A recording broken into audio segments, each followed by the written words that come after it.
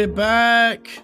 Hey. Hopefully you're hearing us live from around the world. Let us know whereabouts in the world you're tuning in from if this is your first time watching the show. Cavan the Kid is on live, mate, right now. He's over on Magnific, and we was trying to see if anyone's tuning into that wants to drop into our show afterwards, but there was also a London meetup that Afro Future and a load of the people have been at today. And I'm like, all of this on a Tuesday? How far has the AI place come that all of this is happening on a Tuesday? It's crazy, huh? I know, exactly. Tuesdays are not usually the days for it, but it looks like it might be. Or every day when it comes to AI now. It's just hotting up, and I've just got back from Lisbon, and the week before that I was in Cannes, and it's just happening everywhere. Well, mate, it was so much to tell you. It was awesome. I have to catch up properly. So yeah, it was good. Yeah, it was so much fun, mate. Other than the airport experience, as we're the non-EU citizens now, apparently. Right. So this turned out to be longer to queue for this than it was my actual flight, which was just absolutely horrific. Hey, I see Gabe tuning in. Mate, we've got 2 of your pieces on the show this week. So awesome. Thank you so much for tuning in. We've got loads of user-submitted content this week. It's actually one of our biggest weeks ever for the number of pieces we chose from you guys submitting to us. So yeah, that's really, really, thank you so much for doing that. We'll put that link later on in the comments so that you guys can all see it. If you're unfamiliar with the show, we've got a new polling round now where when we show creative pieces, you guys all vote on it. We give you a 1, 2, or 3, so you can comment in the chat one of these numbers, and it will add your vote to the poll that you see live broadcast on the stream. We've got Paul, the producer, in the backdrop. Let us know if the music's too loud as well, by the way. We've got music as a new thing on the show. Talking over the music's a little bit different. I'm hearing it fairly loud in my headphones right now, Paul, honestly. Yeah, it's a bit loud. It's a bit loud. Yeah. Maybe it could come down a little bit if it's possible. But yeah, I like the idea of like having the show with music like this, right? To intro it and outro it. It's fun. Reminds me of my radio days. We used to call these beds. That's what they was called. You have to put the beds in. Like literally, if you were not allowed, again, when I was there, you were not allowed to speak over dry air. So you always had to play musical beds. And then the annoying thing is that because of PRS, so in the UK, if you're playing music on any traditional channel like TV, radio, you have to report it so people can get paid their like money from publishing. So you even had to report all of the instrumental beds and stuff. So you always had to write, because it was kind of pre-algorithms and digital. You always have to track what song was being played or what musical bed was being played. But I always like it. I've always been a fan of talking over music. Same. I think it just adds a nice little, like, I even feel my rhythm changing slightly with the underlying beat. And I tried to make a custom song for the show today, but then I realized, this has got lyrics in it. That's no good to talk over. It's a very different vibe you need for an underlying track and all that, But yeah, custom music. I see some people tuning in from Portugal. So cool, man. Yeah. Stefan, welcome. Yeah, thank you for saying who you are, Stefan, because what we're seeing, it just says LinkedIn user. It doesn't actually say who you are. So if you're from LinkedIn, just state your name. Sometimes it does, sometimes it doesn't. Yep. Hey, yeah, we've got lots of people in. We've got Marcus Grip tuning in. How's it going, mate? We've got Marcus on the show today as well from a piece that he submitted, and hopefully be doing some live streams with him in the future. He's now working at Wonder and doing their live streams, and we tuned into this. It was really cool through the Wonder app. He did such a good job. He wasn't expecting so many people to turn up, and yet literally everyone was there for the entirety of the show as well. And yeah, they've got a great little thing going on there with like CapCut sponsorship and like competitions and stuff like this, and really, really cool. So much is happening in this space. So good. Right. Anyway, we should get into the show, I guess. So we've had 5 minutes of just chatting, but yeah. Hey, Eric, tuning in. Let's go from New York City, baby. Got Zane from Spain. Zane from Spain, it even rhymes. Hi from Hamburg. It's almost like the alliteration. This is brilliant. Yeah. And hi from India as well. We're international as always. Exactly, yep. The brick background, Andrew, makes it look like you went to Hogwarts and you were waiting for platform 9 3/4, mate. Exactly. I'm at King's Cross Station right now, waiting to get the train to Hogwarts. Oh, we got Egypt in the house, San Francisco in the house, Boston in the house. Let's go, guys. All multinational, loving it. Well, as with always, we start off the show with a bit of news and let us know if, we missed any big highlights and stuff like this. Honestly, with me being away, it's been really hard to curate the news and keep track of what's going on when I'm actually traveling and stuff. But one of the things I thought was one of the most interesting updates was that 11 Labs have had a new music platform. And they're even doing a bit of a remix competition and stuff like this. So it's, trying to do relevant things with their new platform. Let me have a look at my quick show notes. They're doing a remix competition. Let's just watch the piece. We found a video for this one, so let's just watch it. Introducing 11 Music, a platform to discover new artists and find music that feels personal. Find a track that moves you, then make it yours. Shift the genre, change the tempo, remix it into something new, or start from scratch. Take a lyric, a melody, then let AI shape it into a finished track. Grow an audience and earn when your music resonates. With over 4,000 creators already on the platform, the next wave of artists aren't waiting for permission. Download 11 Music and make music yours. Nice. Pretty cool, huh? Yeah, it's a really cool idea. Yeah, like I said, they're launching it with a remix competition. So they've picked a particular artist that you can go and do a remix of and then submit your remix to potentially win cash prizes and stuff like this. So nice little activation to come along with the platform. It's a natural next step, it feels like, doesn't it? If you're really good at the audio space, doing voices and stuff like this, and you can do music as well, it's always something that's the natural next step, it feels like. So pretty big. Yeah, it's a good little move there from 11 Labs, as Brand mentioned. Definitely will give Suno a run for their money. 11 Labs are the king of AI audio. Yeah, they've always been that audio space. They're the platform to go to in audio, and obviously it's a natural next step to go to music. And essentially, what they've done is they're going to create a Spotify, but the ability that you can remix songs that you like. So yeah, it'd be interesting to see how this goes. Yeah, and I've had a load of great experiences with music LLMs, and to add another one is never a bad thing. More competition, different, focus. They obviously have the voices, which is one of the things that's worse than the other platforms. The beats are generally better from like Suno or something like this, but then this one might add the vocals, and if you can create stem wavs, that's getting a bit nerdy here, but I can mix these down in Logic Pro and combine the various benefits of all of the music LLMs to make something really, really special. But yeah, if you're using any music LLMs and you love them, let us know in the chat what you use, where you use it, how much it costs, all of that stuff. But yeah, let's keep going on with the news today. Something that I thought went under the radar a bit, but I want to give some context as to why it went under the radar, is DeepSeek version 4 came out, and it didn't make the splash that DeepSeek, previous ones did, where it just massively disrupted the markets and stuff like this.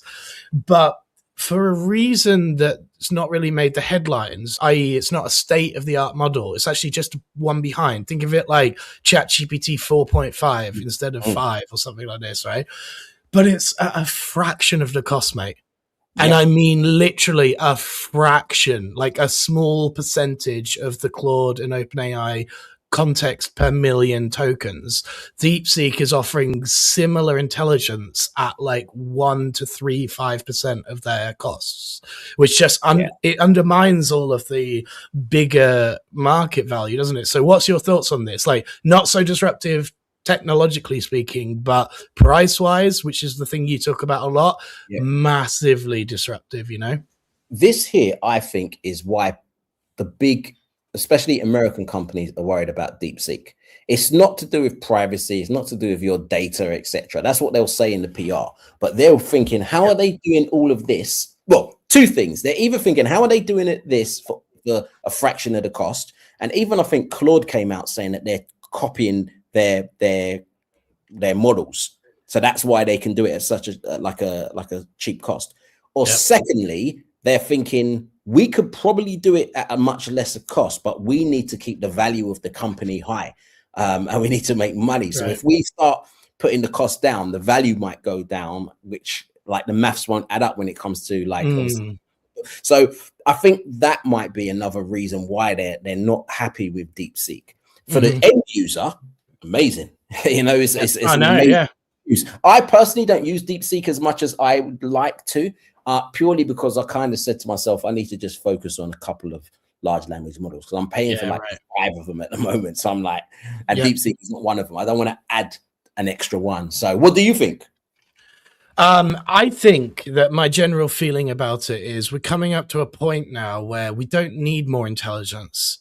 As in like the models open source are progressing to the point where most tasks for everyday users are fine. You don't need state of the art, you don't need the Claude 4.7 or the high token window. So when we cross that threshold and we can literally have it on our phone, just literally a local LLM on your phone, why would you use a cloud interface subscription made one, and you can have the local security of having it on your phone and stuff? It's just right now, I think that DeepSeek model isn't even really possible to integrate locally unless you had a like $10,000 setup, with high graphics cards and all of that. But that will get optimized over time so that intelligence is just on our phone. And then the moat really disappears for the cutting edge ones that want to go further and further, because the users that need that further breakthrough become fewer and fewer. If you think about it, how many people need it genuinely?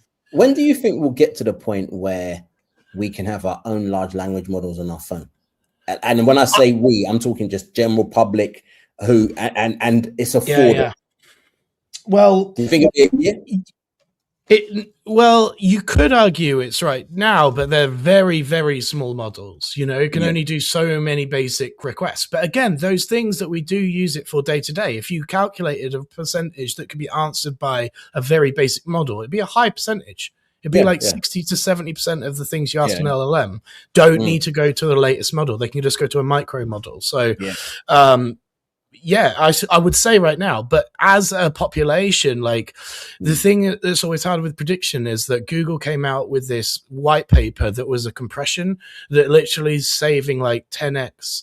And you can't predict these breakthroughs. When's the next scientific breakthrough going to optimize it so that we can now have 10x more storage? You just don't know when that's going to happen. It could be next week, could be next year, could be 10 years, could be any sort of thing. So, Colchester in the house, Jimmy. Let's go, guys. Let's go. Yeah, let everyone know we're about to get into the creative content section. So remember to get to the votes. 1, 2, and 3 is how you vote. This one is not really a thing that we really want some opinion on, because it is a show reel. And I was excited to show this one because I've just got back from Lisbon, where the Door Brothers had me for an extra few days after the event. And we had a lot of fun making music and talking AI and just chilling, And then I was like, bro, how have I not seen this show reel that you made? Apparently they only posted it on X and Instagram, so I missed it on LinkedIn and YouTube. But mate, it's crazy, and it makes me remember all of the previous ones that we've seen on the show, and there's a little glimpse in here where look out for this claymation piece, because he's shown me this in the development stage, and my God, it's the most epic piece of content in AI I've seen today. It's incredible. Yeah, it's a bit of a teaser. So this is like a show reel of their previous year of working with clients and stuff, but also there's little snippets of what's about to come out that's not actually been out yet as well. So if you're familiar with the Door Brothers piece, guys, and you're a fan and you're watching, look out for all these little things and the editing and all of this. Anyway, without further ado, let's see it. Did you see what the Door Brothers did? They're these really good AI artists. They're fucking awesome. Edgier folks. They're AI first, like Door Brothers. The Door Brothers, a leading AI video production company. This is starting to get a little bit more realistic. That was awesome. One of the best AI advertising directors out there. The Door Brothers themselves. The Door Brothers. Door Brothers. The Door Brothers. The Door Brothers. The legendary Door Brothers. And they just made like a Hollywood movie. And they did it in like a day. You brought me here for this. Relax. We only need to do it once a year. Stepped into the building, changes swinging on my neck. Cold rings in my fingers, swimming on my wrist. Tucked into my waist, still singing on it. Big glass of the Bombay, take a little sip like hey. Vintage sticks, still blast with pearls. Cold rings deep when I blast in the club. Just stepped into the building, show a little face, and I'm back on the road like. I've been silent long enough. Dubai trips on a jet plane, bar railings for the watch and the neck chain. No one drinks one of them, I'm a set to try to cause a fly give me neck pain. Mumbai go for the while she's smiling. I had a notch on the bed frame. Italian sprayed in the seats of a brand new motor. Quick little squirt of the Hagerwood move from Mozambique with a Taylor suit with the brogues on free. Homie Casablanca, blunt jack, I render with the AC blood in the driver's suit. Talk to the platinum hands in the timepiece boy cause the face ain't listening. Quick neck down to the strip, got gold in my wrist and a side bag pack full of clips. Strapping up my back, get that lit, then pass that round in the left line. Right, bigger than the buck, big dog, time ticking on the clock. Wrist rock, get a break from the bar. Chip shot, side chick sitting in the car like this. Let me tell you something, bad boys like us, we ain't here for the chit chat. You can tell we ain't here for the games by the way we look when the boys stepped into the building. Changes swinging on my neck, gold rings in my fingers, swimming on my wrist. Tucked into my waist, look semi with a click. Big glass of the Bombay, couple of sip right. Vintage sticks, little blast for the parties. Cold rings deep when I blast in the club. Just stepped into the building, show a little face, and I'm back on the road like.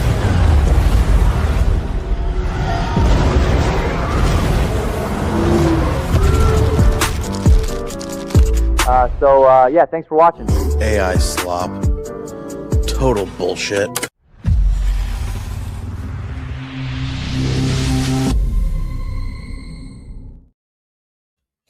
How crazy is that? It was great.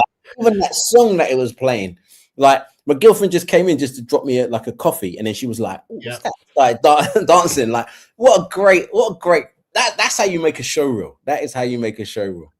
Do you know what? It's funny you said that because someone in the comments said Pete and Bass, you know, those legendary older rapper guys that in the UK, they should owe the Door Brothers royalties of how much they use their songs in their videos because a lot of the old ones were edited to this. Yeah, it's just such a great vibe, isn't it? I told him that. I was like, what an awesome vibe for the track to edit to, and all these projects like the Snoop Dogg one. Did you catch the claymation stuff? Like, the clay for the Snoop, that one there. No, there was it towards the end. But yeah, we're watching it through again. And yeah, just all these projects they've been involved in that we've shown and seen on the show and the virality, but also how they're branching out into new things entirely. Yeah. You know, like they started out being quite controversial, doing political satire, and everyone sort of got to know who they were. And like now it's like turned into working with Logan Paul, working with big celebrities, doing all sorts of really crazy stuff. But when I was interviewing him at the piece, we actually saw a piece that Dramina and other people like Minimax and others, they're basically commissioning this team to be able to this piece like this piece as well was a commissioned piece, you know. More and more are like coming from AI companies, commissioning them to make show reels of how good their platforms are and stuff. It's awesome. They're just working with all sorts of diverse people, and it's insane, honestly. And this show reel is probably one of the strongest, if not this bit, the claymation characters here. Oh my God, you wait till you see that video, mate. It's the number one most. I don't know. It's like a real work in progress. It's already 13 minutes long, so it's going to be a monster masterpiece, like 20-minute, I think, piece potentially. Maybe towards the back end of this month or something like this. But when it comes out, I can't wait. How big is their team? Well, it gets more and more. And actually, when I was in Cannes, he hired a guy on the spot literally. And we're going to show that movie later on that he got hired for in Cannes, but he goes, yeah, this is great. You need to come work for me. And this is happening over and over again. And so, it's elusive. You never quite know how many's in their team because it's expanding by the bloody day, it seems like. I love it. Yeah. That's great. You need to come work for me. It reminds me of, in The Wolf of Wall Street, when Seth guy, I can't remember, Seth Rogen, not Seth Rogen. Right. Yes, Seth Rogen, I think it is. When he first met Leonardo DiCaprio, and he goes, if he asked him, was like, whose car is it outside? And he goes, it's my car. And he goes, if you can prove to me that that's your car, I will quit my job immediately and come work for you. And he showed him, and he's on the phone. Like, that's what it's like. It's like how they're hiring people. You're the door, but I will quit my job immediately and come work. Exactly. And the guy who we met, who is an amazing Italian film director with 4 daughters, literally crunched out this 30-minute movie in 10 days. Wow. And Jonathan was just like, you're coming to work for me now. Wow. And he reshared their piece over on X. We're going to watch a 5-minute snippet from it later on because it is a 30-minute epic piece, like one of the first of its kind, epicness. And he did it in 10 days, just flat out, literally 16 hours a day with 4 daughters, mate. The dedication, the drive, it's mental. I don't know how he managed to do that. I don't know how. I struggle with one son and a dog. Exactly, mate. Adding anything more to the pipe is wow, what an amazing thing. And thank you so much for having me in Lisbon. Really appreciated it. It was a really good weekend, like proper vibing out, watching loads of AI content and doing AI music and all sorts of stuff, mate. It was seriously awesome. Great. But let's keep going on with the show. So the first one, we're going to kick off with something funny. And this is us kind of remixing the show a bit because we sort of save some of the bangers to the very end. But we've realized that the peak of the show sometimes is like the 15 to 45 minute slot. And because yesterday was May the 4th be with you, Star Wars reference, we thought, why not have one of the funny sort of show closers earlier on in the show? So that's where it is. Mate, this name, like Star Wars, because it's a melding of worlds, basically. Porn Stars, the show? And we've got Star Wars. So Porn Star Wars. This one was made by Neural Derp, and it features General Grievous and his legendary lightsaber collection. So let's watch it. I have items to pawn. All right, let's see what you got.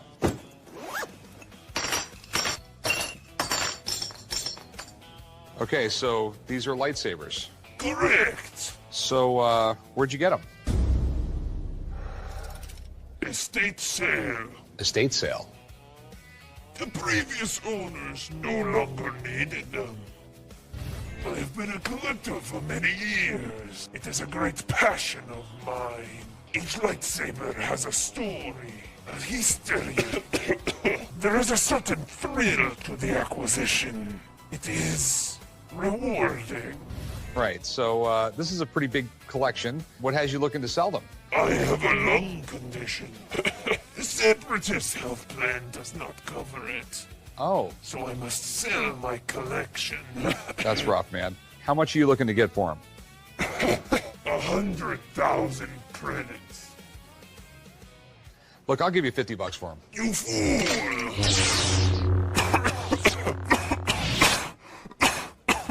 You okay?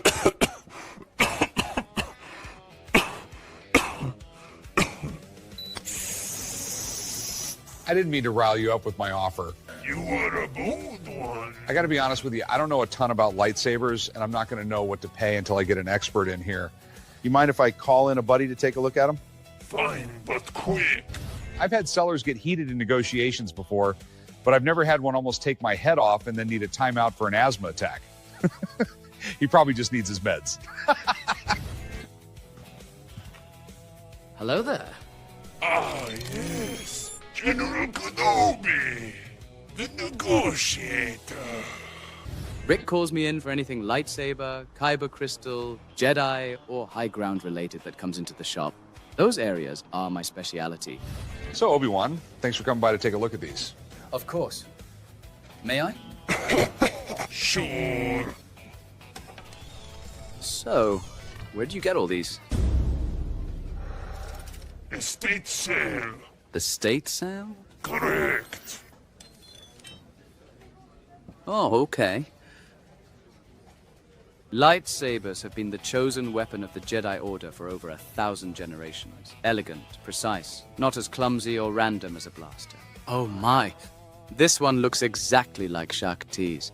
What a wonderful design. I just saw her last week at the temple. So, what has you parting with such a beautiful collection? I have a lung condition. Oh dear. I'm terribly sorry to hear that. Thank you. And the Separatist army won't cover it? They denied my claim 3 times. Ugh. Insurance companies. So uncivilized. Well, the condition is exceptional across the board.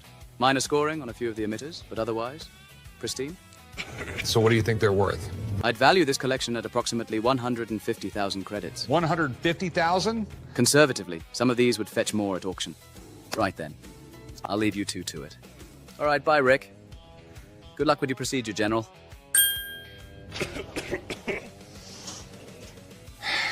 All right.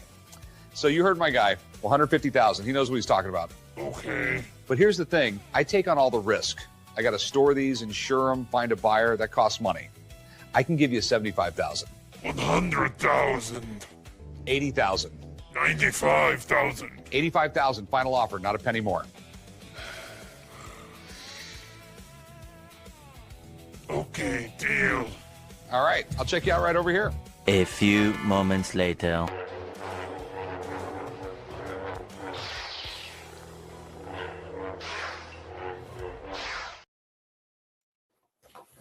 That's hilarious, huh? That is unbelievable. Unbelievable. That was. I tell you what would be interesting. If anyone in the chat is a massive Star Wars fan, how do you feel about this? Because I know Star Wars is a very sensitive subject to like big Star Wars fans. So, but that felt like fan art, like fun fan art. Yeah. It really felt funny. Yeah. Like I like Star Wars. I'm not like someone like when the new I know that the Mandalorian film's coming out this month. I'm not camping outside the cinema with like in gear. You know, I'm not like a proper fan like that.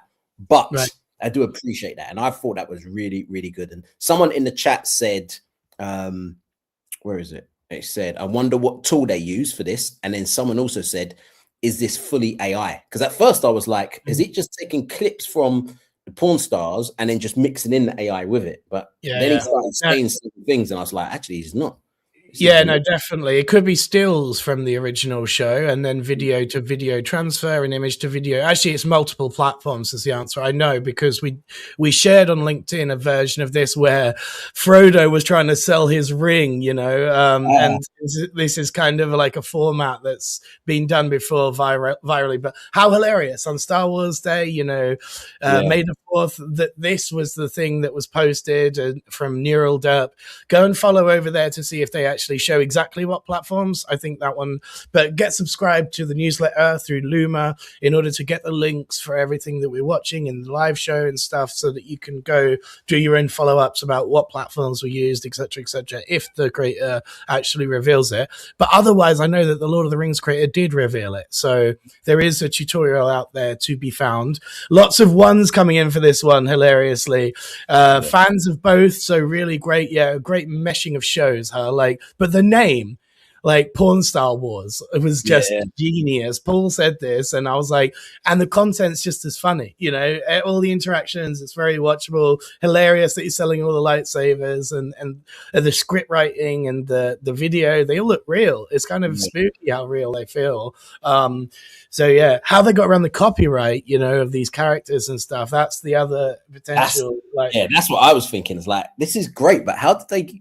Like, what platforms are they using? Because every time I type something that's even slightly towards copyright. They're like, nope. I know. So there's probably a mixing of different platforms to get around certain restrictions and stuff like this, in truth. But yeah, lots of ones coming in, hilarious way. As I said, this would usually be a show closer, but because of it being yesterday and because we're just trying to get it earlier on in the show with some of the funnier pieces. So anyway, let's continue moving on with the show. I thought that was a really fun way to sort of like break the tension because we're going to watch some serious stuff. There's even some like, we've got a lot more movies this time. We're moving as I've seen the pattern unfolding. Last week we had a lot of runway ad comps, and the weeks before it's as and when big companies are doing certain competitions, we're getting certain content submitted, and so it fluctuates sort of week to week naturally, whether we want it to or not, because people are making stuff for various reasons that are totally out of our control. So with all of that said, Runway is doing another competition, which is called the Big Pitch Contest. The idea of this is basically to showcase what you could make into a TV show. So it's kind of a different one entirely to ads. Don't judge this by ads. As I've been saying in previous week, ads have a purpose. Ads need to sell something. They need to do something. They have a call to action. It's not as subjective as people think it is. This is not an ad. This is more of like a teaser trailer for the pilot for the TV show. Yeah. Exactly. And a pilot still needs to be sold in many ways, so it is its own type of ad. It needs to showcase to you what the show could be. The first one we've got to watch is by Gabe Michael, and it's called Flint. This is a 1-minute piece for his entry into the Runway Big Pitch Contest. So let's check it out. It all happened so fast.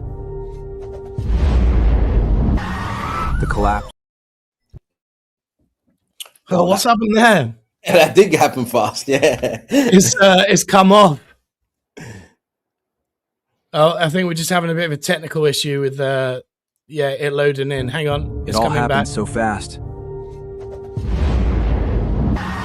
The collapse. The silence after. The future they promised us. Stolen by the people who were supposed to protect us. Find Flint. He's not a leader. He's a problem we should have solved early. Flint is what happens when you let children believe they matter. Flint and his people are not your salvation. They are the next catastrophe. Flint thinks a flag makes him a king. Let them come. This world is ours now.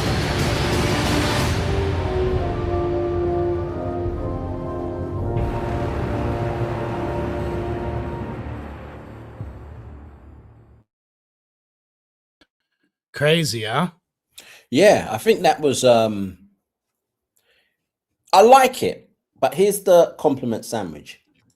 I think if you're going to enter a competition like that, it's almost got to be your imagination can run wild. It's almost got to be something that we've not seen before. So this is like The Last of Us, Right. It's kind of had that feel. I liked it. I thought what they'd done was great, but I don't know. I think like you can come up with like something.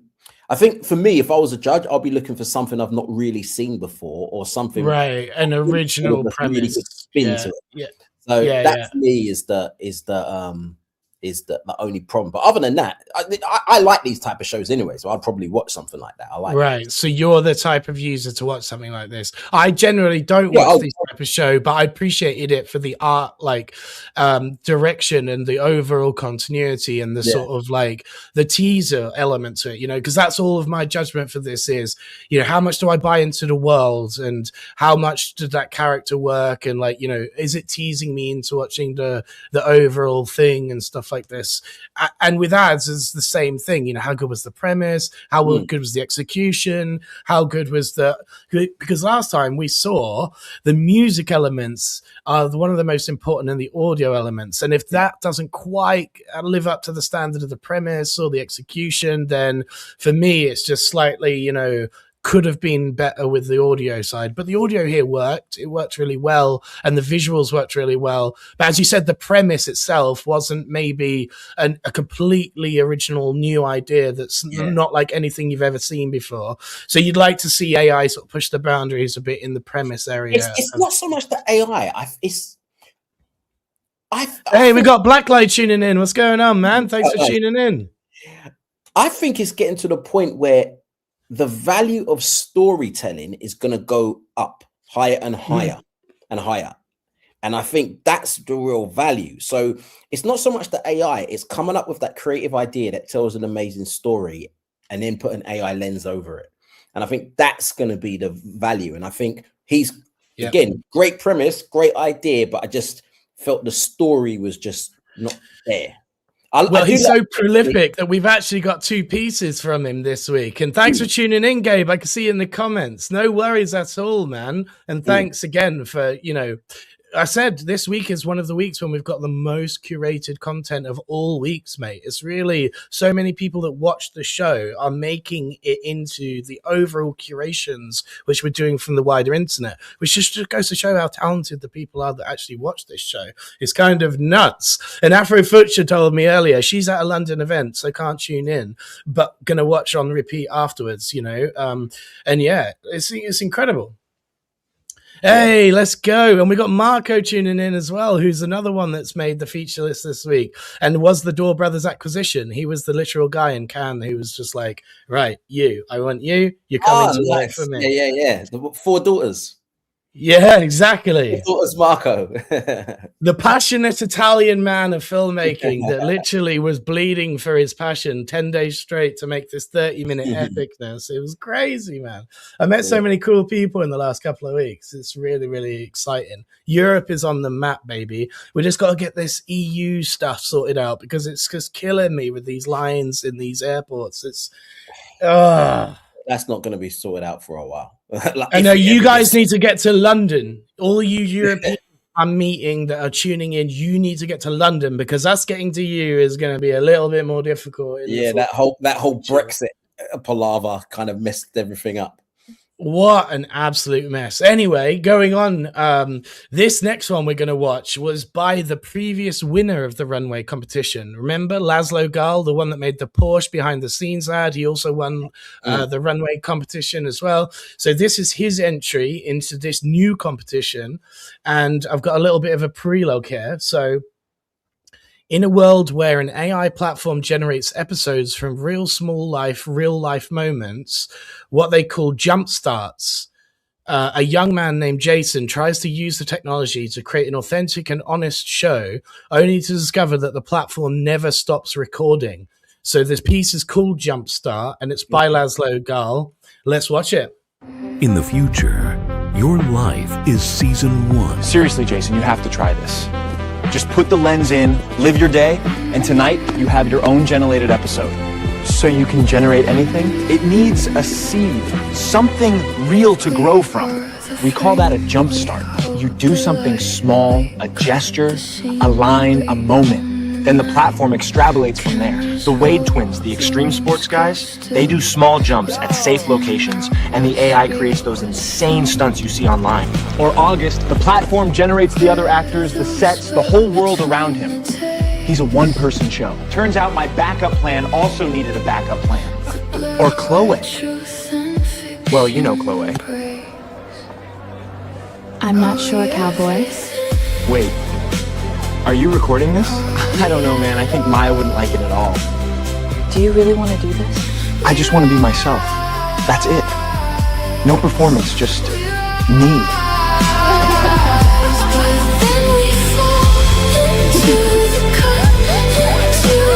Sir, you should see these view numbers. Icarus reminds us that freedom without discipline can quickly become destruction. Our numbers are tanking. We got to do a bigger jump start or we're done. Last time you said that you couldn't walk for 2 weeks. Saw your episode. That was something. Would a kiss be enough to jumpstart us into the next one? But the really interesting and dangerous aspect of this story. You sure, brother? Sure as I ever was. The falling felt like flying until the very last moment. The unknown, the tape before the cut, the silence on the phone. No! Where the echo after It was all just generated. I don't know what is real anymore.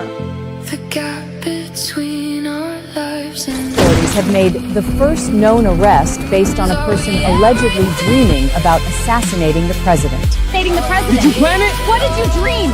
Did you know they were watching? I didn't do anything. I was asleep. They're arresting Marcus because of something he dreamed. Why you never told me it also records dreams? Because then you'd have said no, and I needed you to say yes. We live in an age where every moment can be preserved forever. And yet here we are, reminded that some of the important things happen only once. I just want to sit here with you and not wonder if this is good content. No more bullshit. Just you and me. I knew he's gonna say this. Just turn it off. You took my brother away. Let's raise the stakes. Ethan, what are you doing?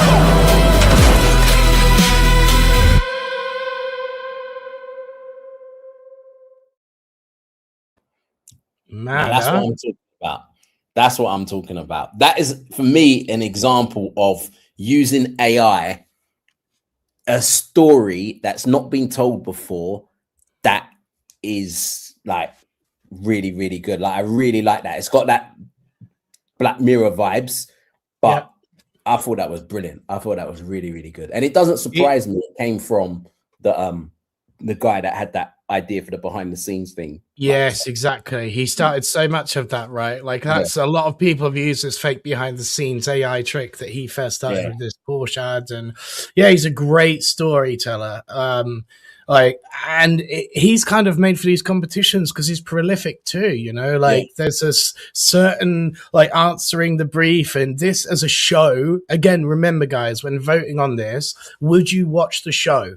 Because this is all like a TV pitch thing. It's not an ad thing. It really is about like, did you believe in the world? Would you actually like this? The characters for me worked really well. The scenery, the tonality, the pacing, everything worked really well. Even the vocals over the top. The music as well. Like the music. Oh man, it's when it all blends together like that, it's like you've got something special, don't you? And it's an original premise and idea that you've not seen before. So for me, I thought, brilliantly well done.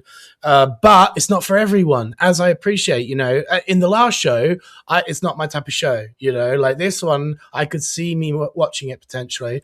But again, it's not for everyone. You got to think about the user base and who would be watching this and stuff like that. Love the soundtrack and get the concept.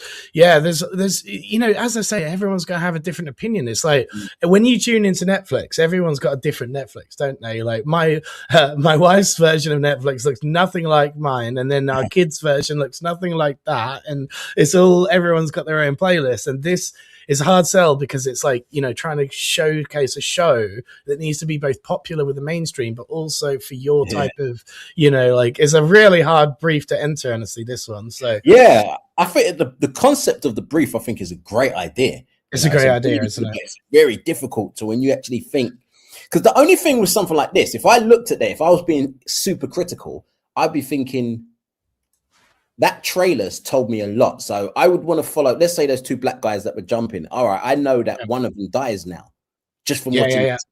So I'm like, if I didn't know that, I'll be following it. And if one of them died that way, I'll be like, oh my God, I'm shocked. So it kind of was telling you, like, kind of spoiling it. But this is me being very pedantic and stuff. Hey, I can see a load of people are joining over from other places. If you just followed up from Cavan the Kid and other live shows, let us know in the comments if that's where you're coming from. Good to see the numbers coming up a little bit.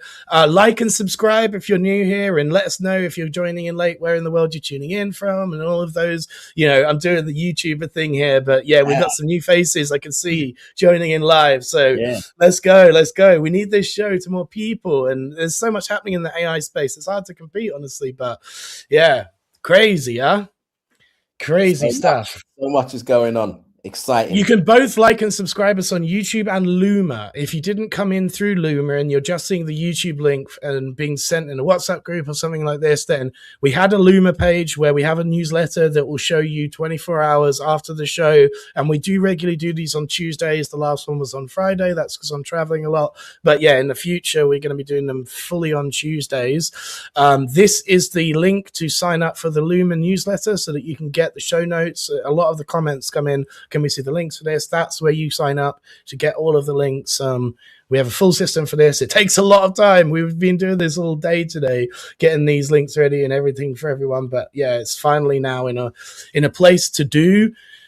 This should be a 24-hour show, says Marcus Grip. Well, mate, I mean, the quality of the stuff that we're getting submitted on a regular basis is genuinely astonishing. Like 2 hours of really watchable content every single week, and from various creatives all around the world. It's so cool.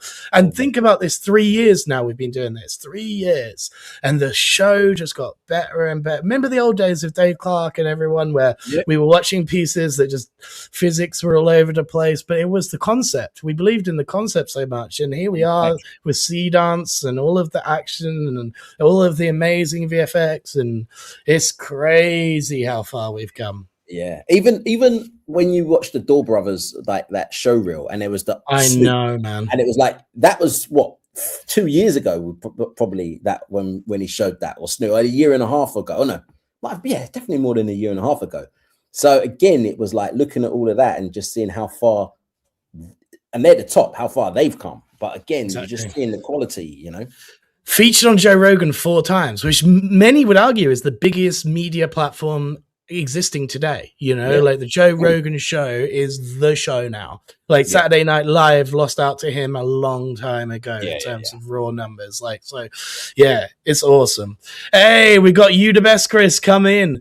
Let's go. He's just got out of his meeting and we're going to watch your piece in a bit, man. But yeah, we're chilling. Everyone's coming in from other places. It's proper good. I'm loving this. Let's keep going with the content anyway, because like I said, we've got 20 odd videos to get through today. The next one, again, it's still part of the Runway Big Pitch contest, remember. This one is called O Amor Resiste. Love Resists is the translation of that.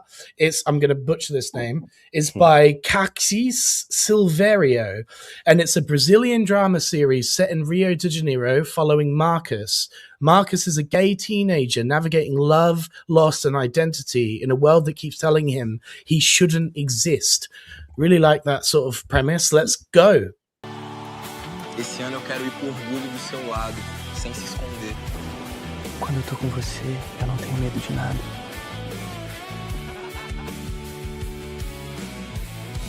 Eu te amo, sabia? Ninguém nunca me disse eu te amo. Agora eu vou te dizer eu te amo todo dia. E seu pai? Relaxa, de domingo ele tá na igreja. Sai de perto dele. Pai? Já pra casa, Marcos! Deixa eu explicar, seu Jair. Você não vai transformar meu filho em mulher, seu favela! Seu favela! Pai! Para, pai, pô!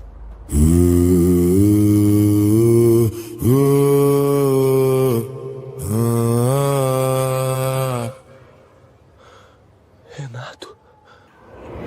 Me chamaram de aviação, me jogaram na sarjeta, mas eu me levantei bonita. Então foi acidente mesmo, né, menino? Com a cabeça mais erguida, tentaram me apagar. Não pra ti não. Me calar, me destruir. Era você mesmo que eu tava procurando. Mas o fogo que me queimou foi o mesmo que me fez existir. Eu ainda estou aqui, com meu corpo, minha voz. Não me peçam mais silêncio. Quero ver quem vai ser homem pra me dizer em qual banheiro eu entro, meu amor. A prefeitura proibiu a parada. Eu quero ver quem se diz simpatizante vai vir apoiar agora, que não vai ser só festa. Bom, nada. Sempre fomos só nós por nós. Esse ano, presença é mais importante do que nunca. Esse homem é o mentiroso! Que Deus é esse que me fez perder meu filho? Eu não segui, tiraram todo dia. Você não sabe o que você tá falando. Você deve ter ódio de mim. Você ainda não entendeu. Olha pra onde o ódio te levou. Pede pra ele vir me ver. Tem uma coisa que ele não sabe. Me calar, me destruir. Mas o fogo que me queimou. Eu fiz o que precisava ser foi o feito. mesmo Marcos, que você me tem que fez ver. existir. Eu ainda estou aqui. O amor resiste. Com meu corpo, minha voz. Não me peçam mais silêncio. Esse grito agora é nós. Eu ainda estou aqui.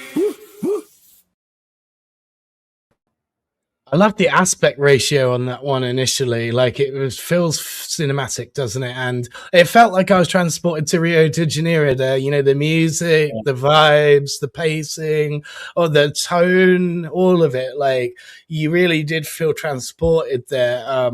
What's your thoughts initially on that one? That there, if it was a feature, I don't see this as a TV series. I see this more like a film. Right. That's the type of film that would do well in Cannes, the Oscars. Like I was just like, this is like a really interesting storyline. It started kind of going a bit like over the place slightly, but overall it was a really tight storyline. It was a great concept.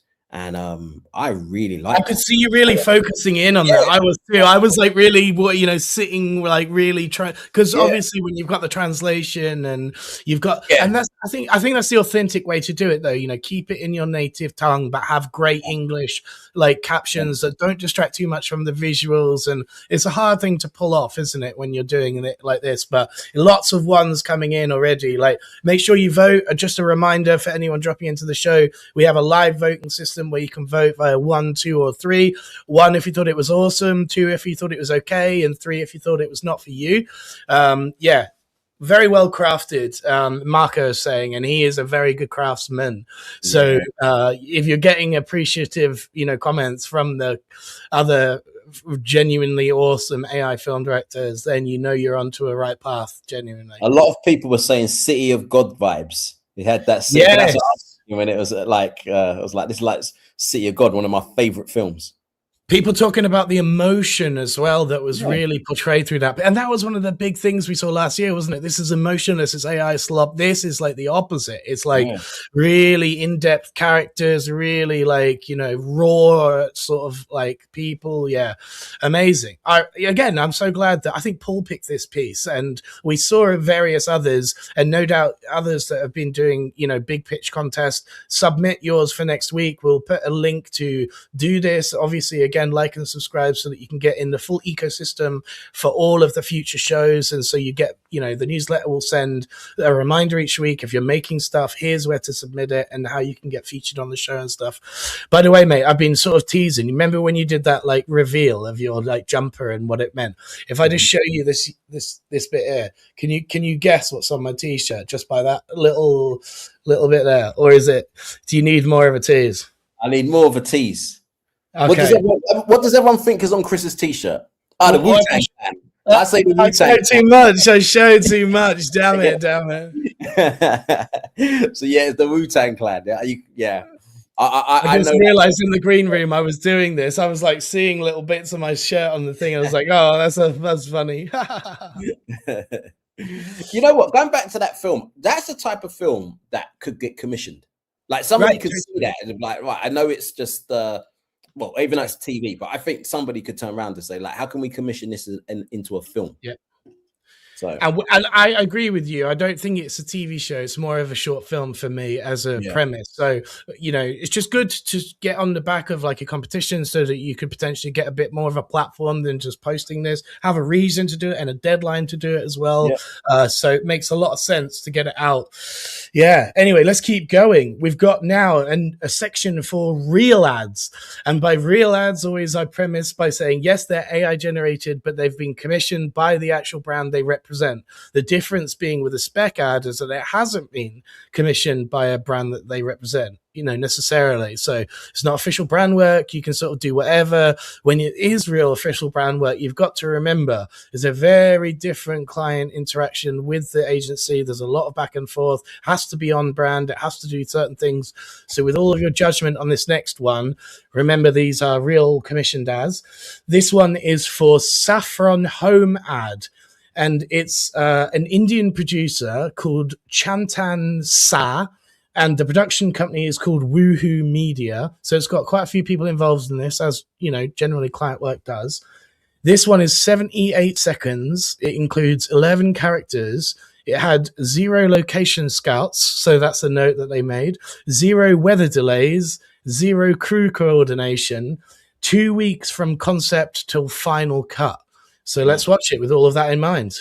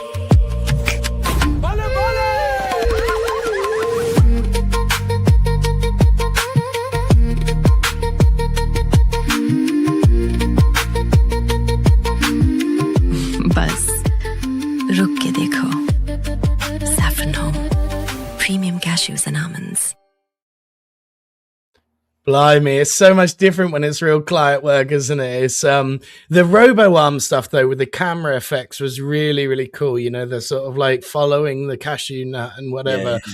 And my initial thoughts were it's quite a spectacle, like in terms of cinematography, but no real storyline, it's just, and you can see it's AI generated too. It's not like they've pulled off the realism of the Dore brothers or something where you're genuinely guessing, is that a real person? Is this a character sheet that I'm looking at, So there's that element to it. But this sort of stuff where it's like slow motion, nice, but there you can see it's AI, like there's parts of it where you're like, okay, it took me out of the immersion a bit because it's so obviously AI now. And obviously you guys are saying the same in your voting as what my initial thoughts were on this. What are your initial thoughts, mate? I was looking at this and I was thinking, all right, imagine if this wasn't AI and I was just watching this advert. What would I think? Because I think that's where we're going to get to very soon. That's exactly the way to think about it. This could be on TV in India right now for all we know. It literally, and again, target market. Remember when we watched the I'm never going to forget this actually, because it was like K-pop in a like European country that's apparently a giant market. I totally unaware of. Yeah, somewhere it was. I forget the country, but the idea that there's a giant scene that we're just totally unaware of in Europe for K-pop music was like very enlightening as to why that ad was made in the style it was made. And I'm sure there's some contextual it was very traditional sort of Indian stuff here, And they've got Bollywood, which is kind of over the top AI VFX stuff anyway. So I actually liked it. I think for a piece, I was like, that's a good advert, but. The other part of me was like, if this was against other AI ads that will probably I don't know if it will stand out. Like I do like the vision, the slow motion side of things. I do like that. It's not memorable as a storytelling thing, is it? That's the thing. I would forget what it was advertising very shortly, and it's not award winning. So that's where like I think A great comment just came in. Advertising mood might not be as popular here with filmmakers and stuff like that, but it will work in India. And that's the way to think about it, guys. You know, like, again, contextually, it's not maybe for us. We're not the target market, but would it have worked in the region? Was it a good answer, a debrief? You know, all of those things to bear in mind. Anyway, let's move on. We're already an hour into the show. We've got so many more things to cover. That was the real ad. So now to the spec ad. Again, the difference being this one was not commissioned by the brand that it represents. So it's a very different sort of judgment for, you can make whatever you want in spec ad territory. You know, there's no rules as long as the brand doesn't take it down that you're trying to represent because it's so, you know, bad look for their brand or whatever. Anyway, the next one is by Zero AI Studio. And it's a cinematic short film / spec ad. So I've put it in the spec ad category, even though it is kind of a film. Now, I'm not going to reveal who this one is actually for. The game here is how long into the video can you guess who it's actually for? Because if I tell you who it's for, it's going to give away all of the sort of build up for this one. Because it's everyone else, try and guess. And when you think of it, just put your answer in the comments. Exactly. So without any further ado, let's watch this one.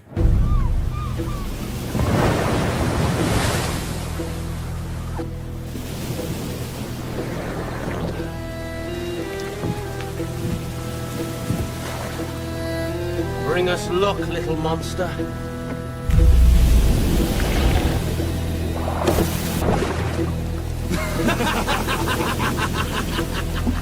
John! Little Bob! We sail now!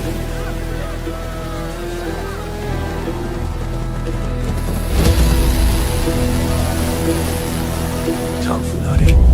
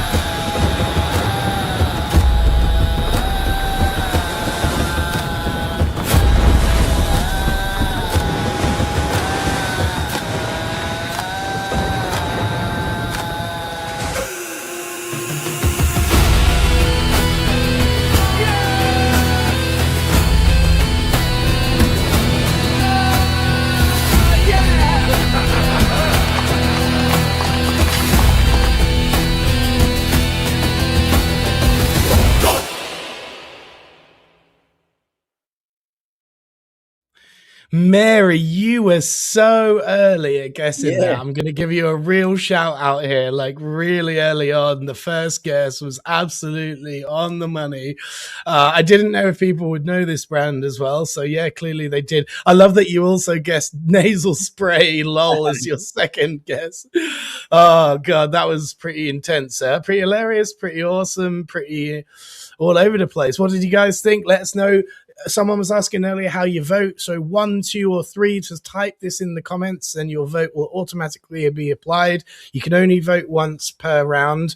And 1 for awesome, 2 for okay, 3 is not for me. If you're just listening via audio, just mash the keyboard with 1, 2, or 3. We know you guys are doing other client work and stuff at the same time. So yeah, crazy. What did you think of that one?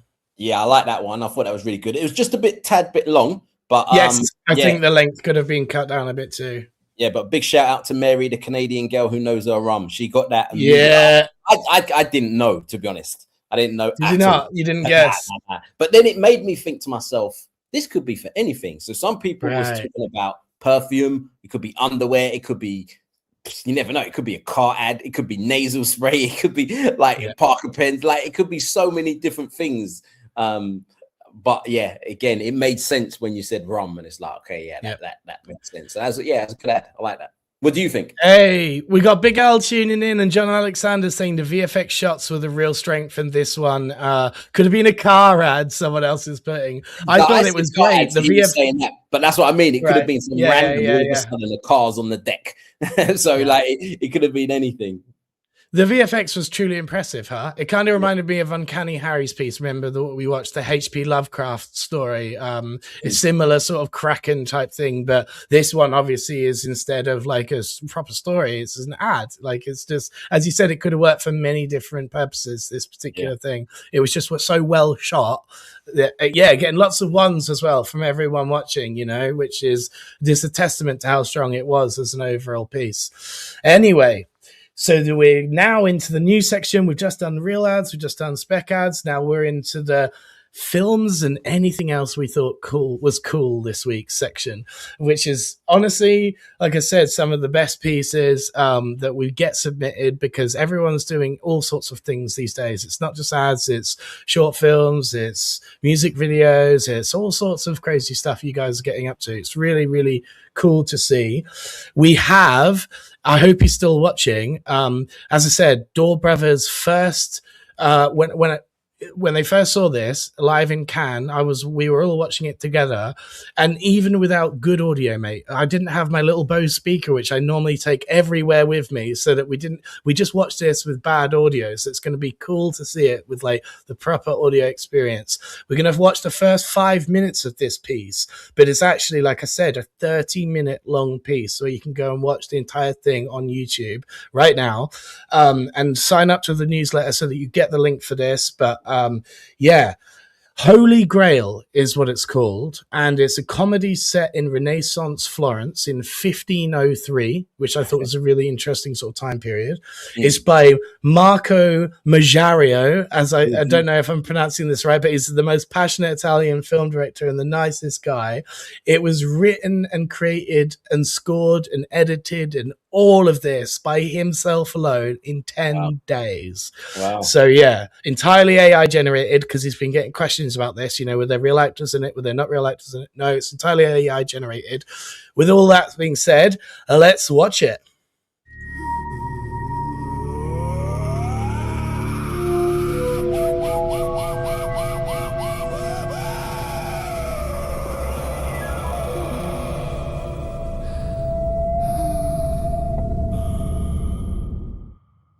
Where? Again? Suck my cock and I'll say it. Where is it? You are so dumb. That's literally what I'm trying to tell you. I will peel you apart, one piece at a time. Go ahead, you ugly fuck.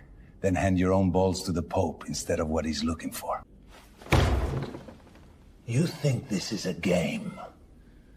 I tell you where, you won't believe it. You need the whole story or you've got nothing. Talk. My mother. The most extraordinary woman in Florence. She raised me alone. Incredible grace. Loved by everyone who knew her.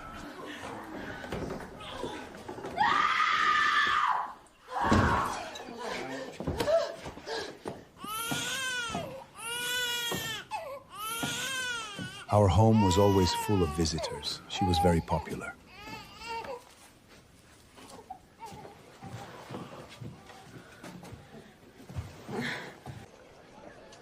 Go buy some fucking cheese.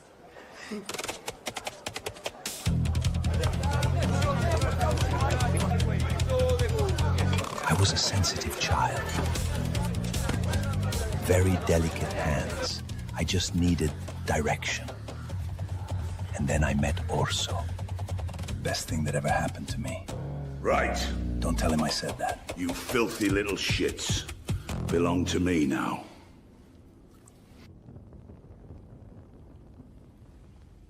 Skip ahead. You're the one who said talk. About the object. Patience is a Christian virtue, no?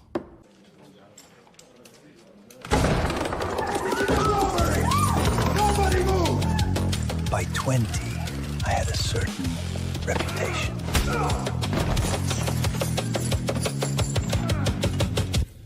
Get to the point! We're almost there. Relax. Orso's maps never failed me once. Through here, up the east wing, past the crypts. Volpe's maps show a passage behind it.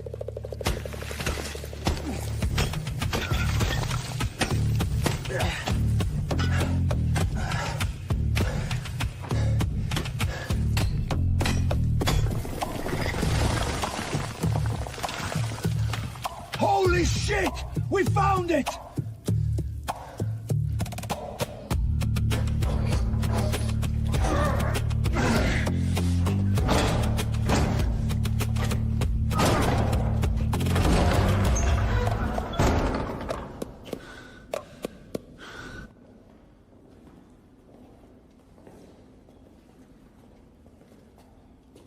I think I'm hard. Good for you. Bags, we gotta be quick.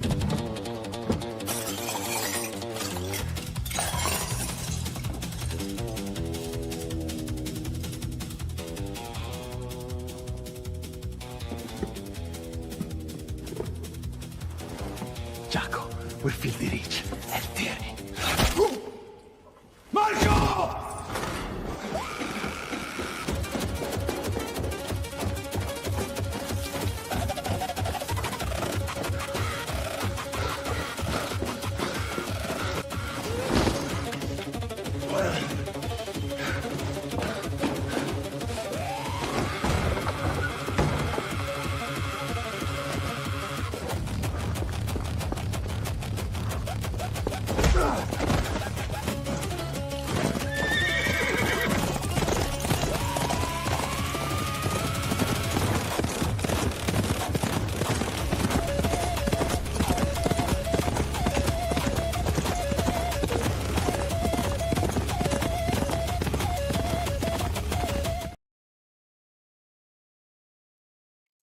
How absolutely bonkers is that?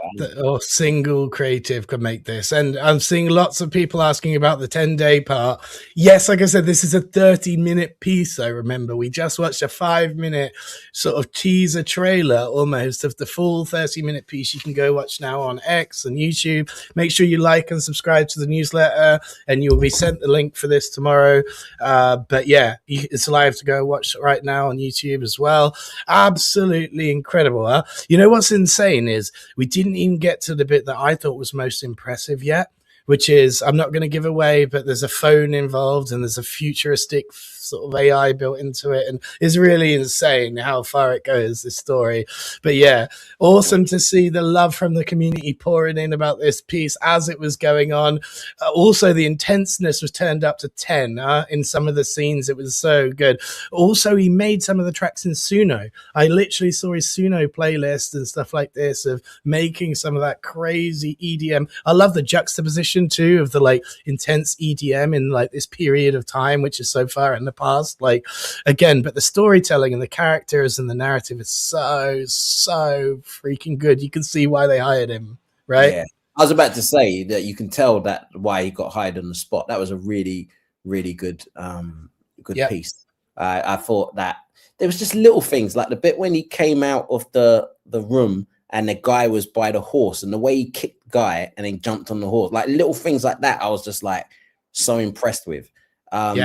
But also, what also I liked about it was, for me, the most gripping bits was when the guy was at the table telling the story, and then the other guy was like, "Get to the point." Like little things like that, I really appreciate. Again, his old character was so intense, wasn't he? Great story writing. And this like vicar like thing he's wearing, the like, you know, you're like, oh, it's absolutely awesome. Really great job. And just getting ones and ones and ones and ones. And again, Marco, this isn't for everyone, so it's so impressive that you can Marco, I have a question for you. How much did this cost, or were you part of the CPP program? He wasn't maybe before this. I think that, like, it may not cost him the same in the future with being at the Door Brothers and stuff like this. But yeah, it would be interesting to know how many credits and stuff were used roughly. But incredible storytelling, man. Just as a, like, you know, incredible, like really, really awesome to see this level of storytelling from an individual. That's what's so impressive. When we watched the one that was the India ads and stuff, you know, that looked less real than this. And this is like teams and teams of people making this India one, you know? And so this one is like comparatively like so immersive, so real. The shots feel so genuine, and it's like impressive that one person can pull this off with all of this. It's just, you need passion, like 2K credits roughly. He's saying. No, it's 300,000 credits in Dreamina, but but 2K value, €1,000. So thank you so much for being so open, Marco. But yes. Again, see, this is the thing. 10 days, €2,000. You're going to make that money back. Like, and 2K is going to turn into 200,000. Like the amount of money you'll be able to make for your skill. So, like, YouTube AdSense alone would pay for this. Like Cav and the Kids stuff that he's doing now through Free Pick Originals. You know, some people have joined the show from watching him through Magnific live stream right before this. He alone through YouTube will just be making this back through AdSense. You know, and but he'll be on the CPP of these various places and assigned to Originals and get unlimited usage and stuff. So it won't cost him this. So there's literally zero money being spent. It's just time and ideas, you know, that need, like, his Chronicles of Bone series is so good, so watchable, so popular that they just commissioned the rest of the series. So something like this can just, well, it gets you hired at the Door Brothers, but otherwise, you know, you can get Originals, you can do this. It's crazy what's going to happen for creators now. And where can we see the full video? It's in YouTube, it's in X, but it will be in our newsletter as a link. So sign up through Luma to get this. Yeah, sign up for the news. Lots and lots of rerolls. He's saying, yes, I can imagine each scene was very complex, you know, camera wise and multiple characters in multiple scenes. I know the pain of this. This is the landing page to go and sign up for the newsletter, by the way. Also, it's the same in LinkedIn now. So if you're signed into the LinkedIn newsletter, you'll get the same thing. But yeah, put it all in there. Let's keep going anyway. We're an hour and 15 in. This is the next piece is by a good friend of the show. Met her multiple times. She's absolutely lovely. She couldn't tune in live today because, like I said, she's already doing a London event down with Wonder Studios. So going to watch this on repeat later on. Afro Futcher, a.k.a. Diane Laidlow. Lovely. This is really interesting. Yeah. The Three Pigs movie preview. That's the title of it. A hungry wolf stalks three isolated pig sisters, only to discover that each house hides a different kind of killer. And by dawn, he is the one begging to be let in. This is a work in progress, and it will be worked on for a full film. So with all of that context in mind, let's watch it.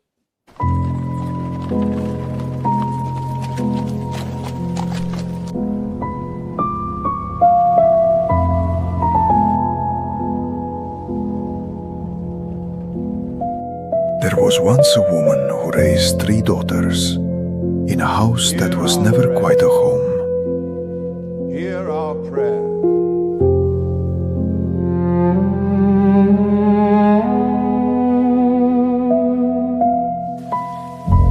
When she died, she left them something she had never managed to give them in life: space.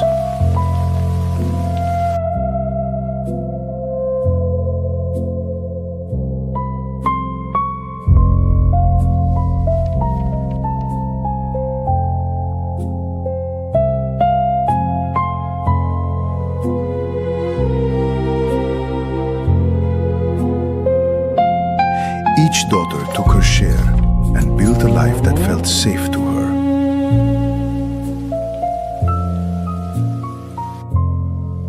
One built her soft, warm, beautiful, a place where nothing harsh was meant to exist.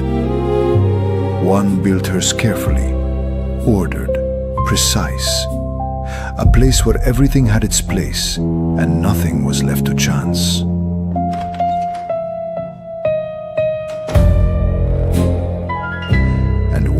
built her strong, locked, watching. A place where nothing got in unless she allowed it. For a while the houses held, until one night something came looking for shelter.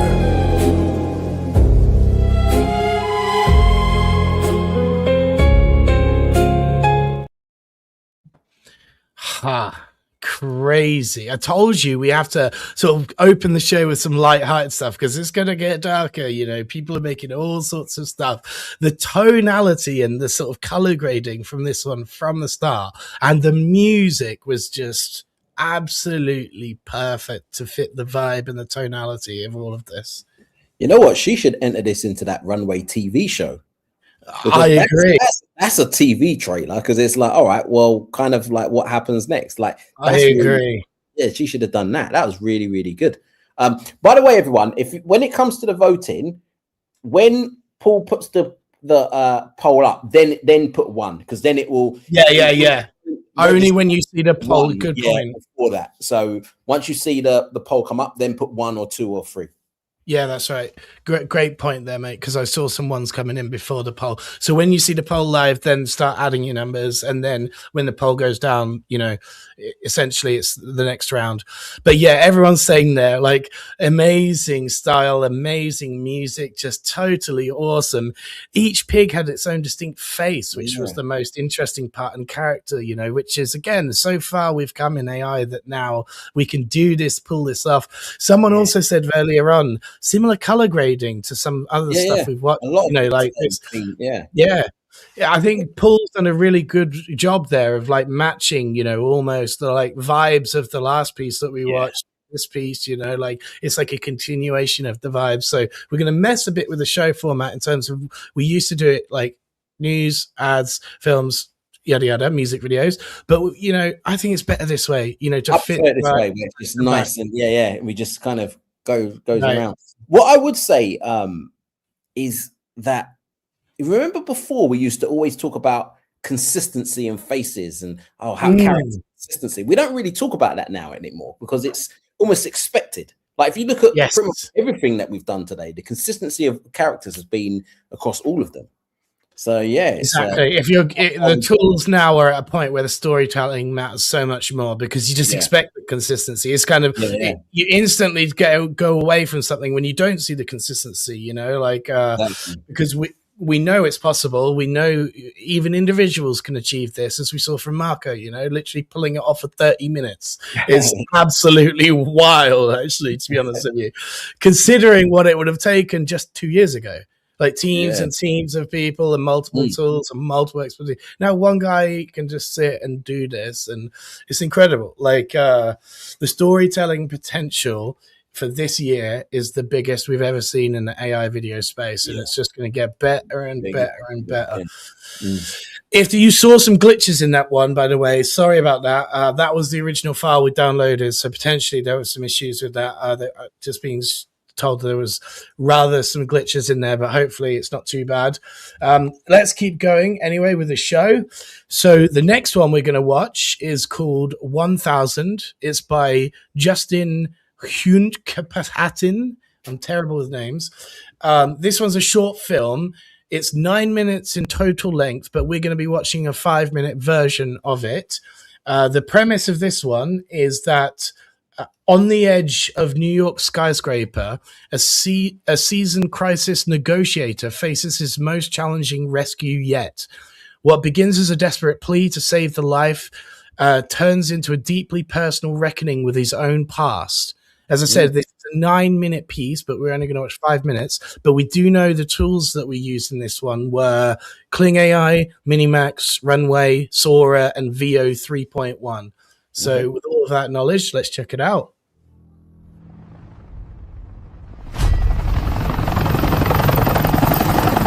Air 1 on scene. We've got visual on the subject, male on the ledge. Over. 10-4, Air 1. Copy visual. ESU is en route. Maintain hover and advise on status changes. Over.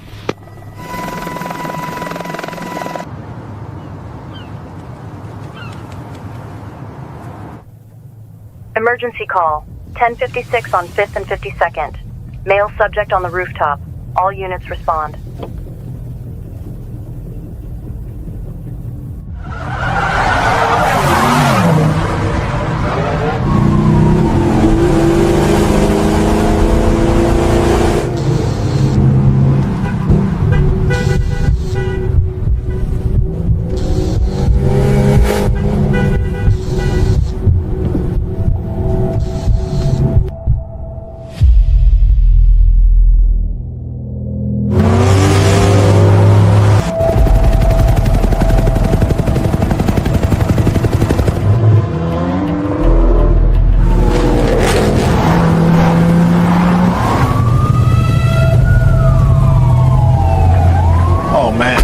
If they called him, it's already over. Takeda, negotiate. Straight ahead, sir. The team is almost ready. Sector 3, stand by.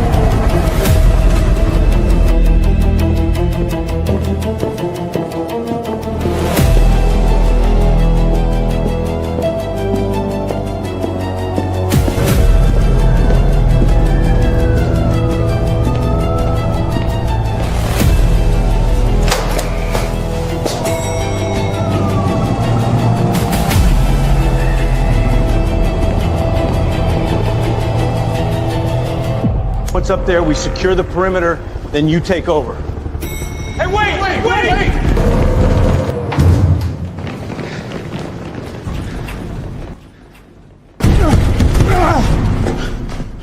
But why? I don't get it. Why? He's a solo guy, that's why. All right, guys, we take the stairs and we catch the lift somewhere along the way. Move, move!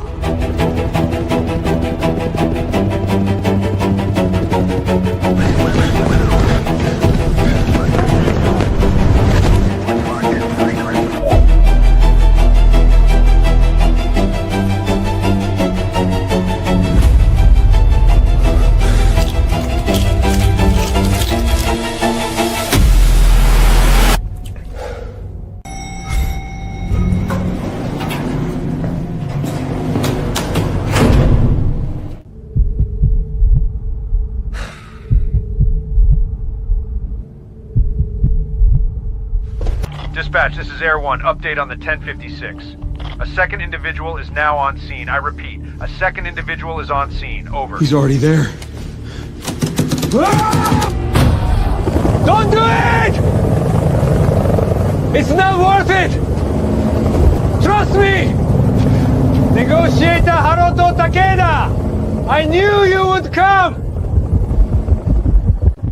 How many lives have you saved? How many lives have you saved, Diane? 999. And why is it so important to you?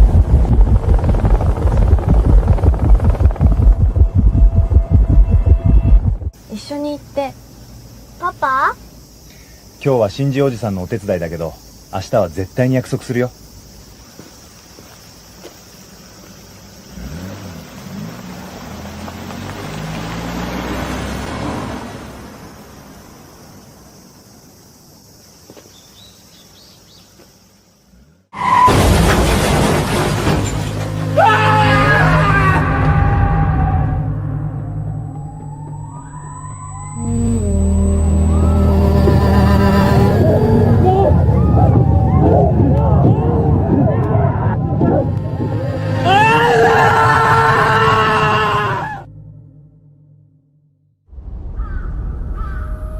君を救えなかったから1000人の命を救う約束する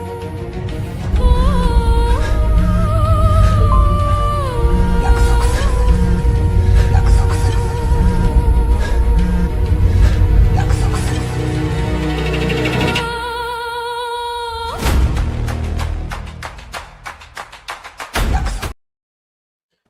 Wow, that's a lot, huh?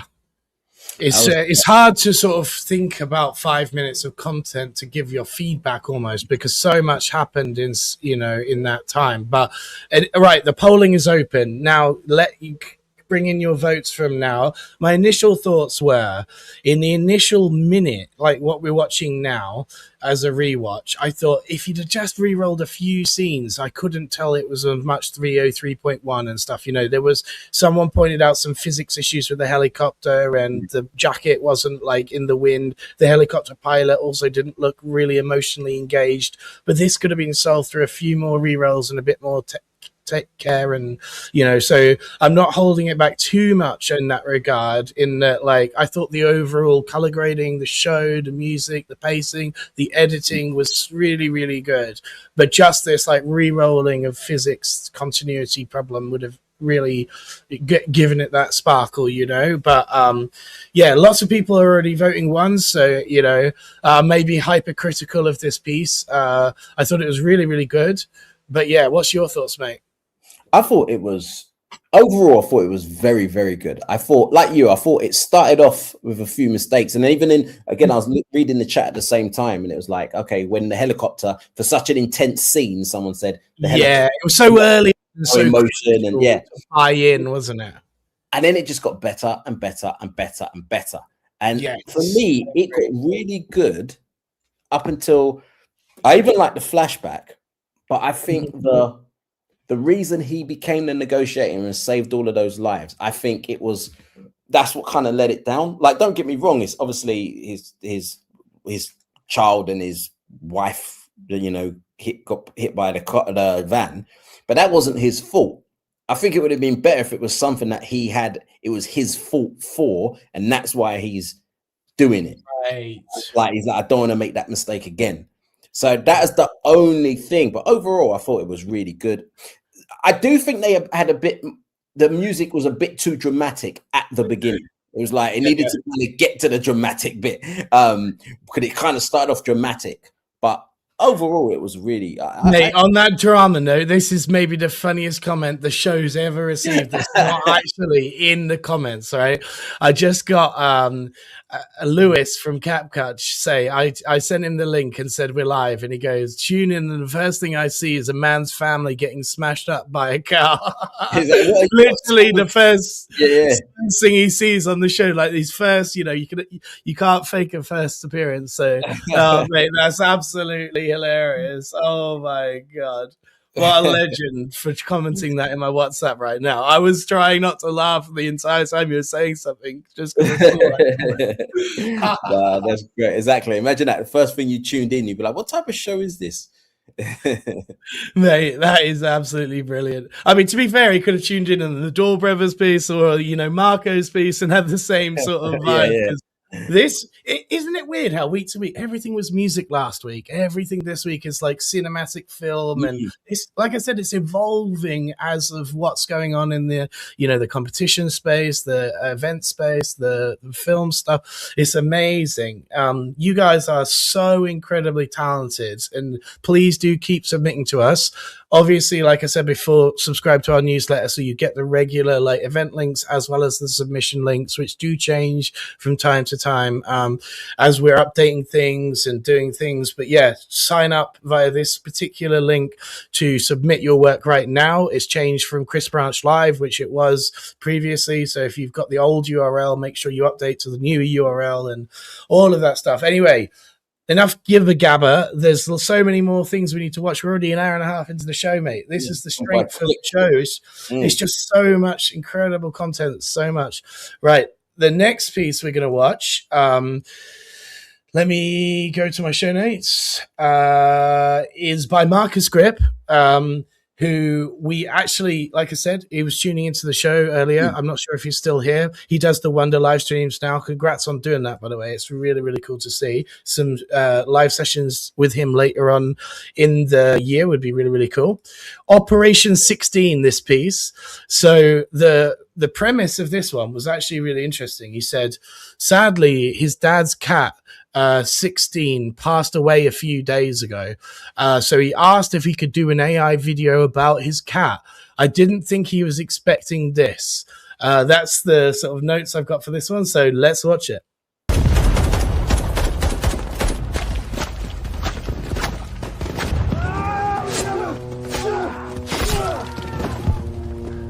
Are you all right, son?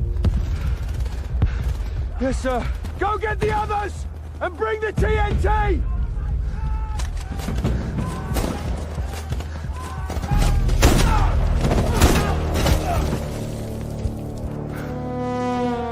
Bloody morons. It's me! It's Marcus! Where's the TNT?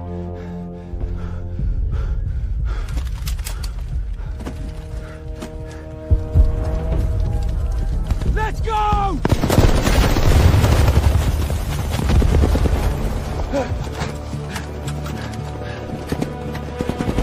It's time for Operation 610. What's Operation 610, sir? This is Sixten, our secret weapon. He's our only hope now.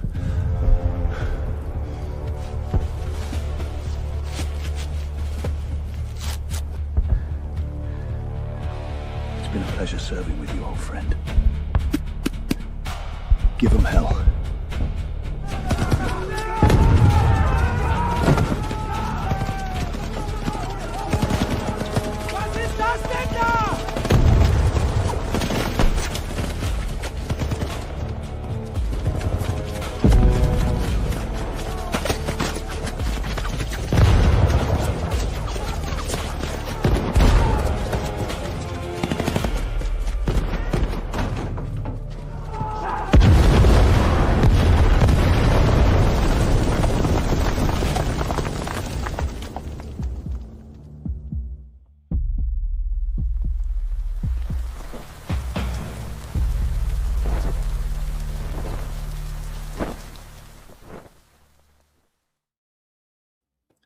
Mate, this is continuing the theme. Remember last week we showed Dave's piece that his son suggested the idea for, and they had that moment, they had that moment of like, forever they will remember this, that they had that moment that they could do this. And imagine, a sad passing away of a cat in your family that was much beloved, and you can go and make it a war movie now. You can go make it whatever you like, just to have that, memory together in this piece of content that can be, it's brilliant. I love it. And that's him, by the way. He is the lead character, so he put himself in this. Obviously, he looks a bit out of place there with his nose ring and stuff in the War 1917 thing, but that looks dead like him. It's spooky how much that looks like him. He did a really good job at, likeness transfer and stuff like that. But it's crazy, huh? Yeah, I think there's so many things that are going in here. I think, obviously, the cat going on a kamikaze mission. Somebody kamikaze cat, that's what Lewis said. Somebody in the chat said at the end they could say no cats were harmed during the filming of this piece. That as well. The other thing as well that made me think, just from what you just said at the end, where he put himself in it. You're gonna start seeing that a lot, actually, because for example, I might want to be in a film, but I can't act. So if I can make this, I might as well put myself in the film, or I might as well put friends that I know in the film, which obviously from that point of view, you're going to get the backlash from that, because real actors will be like, that's not fair. But just from him doing that, I just thought to myself, I can see that happening a lot. But going back why it will happen a lot. Just thinking about it, you have your own rights and likeness to give away, right? So put yourself in it, because you can sign off on this, as the director, you can say, I am fully consenting into this because I am the one that's representing myself.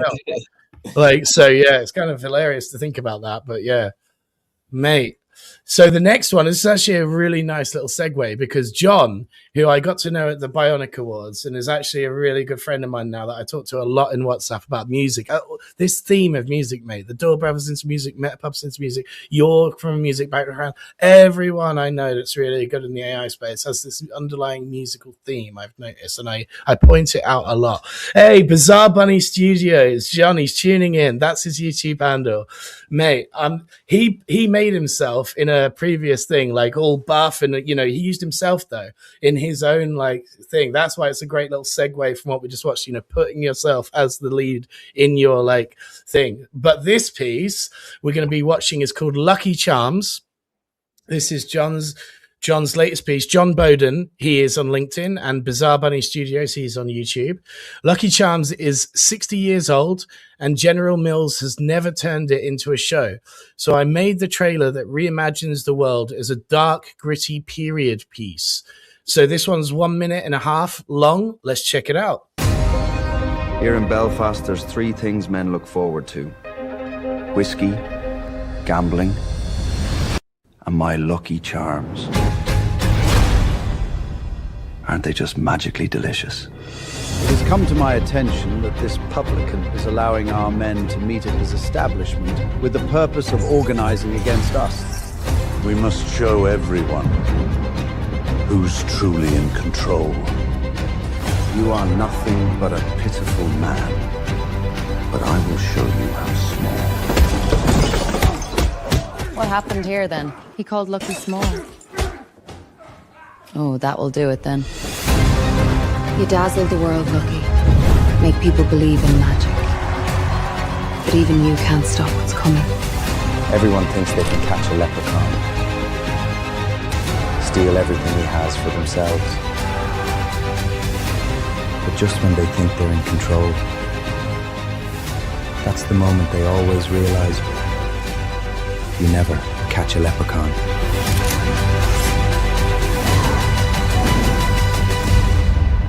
You survive one.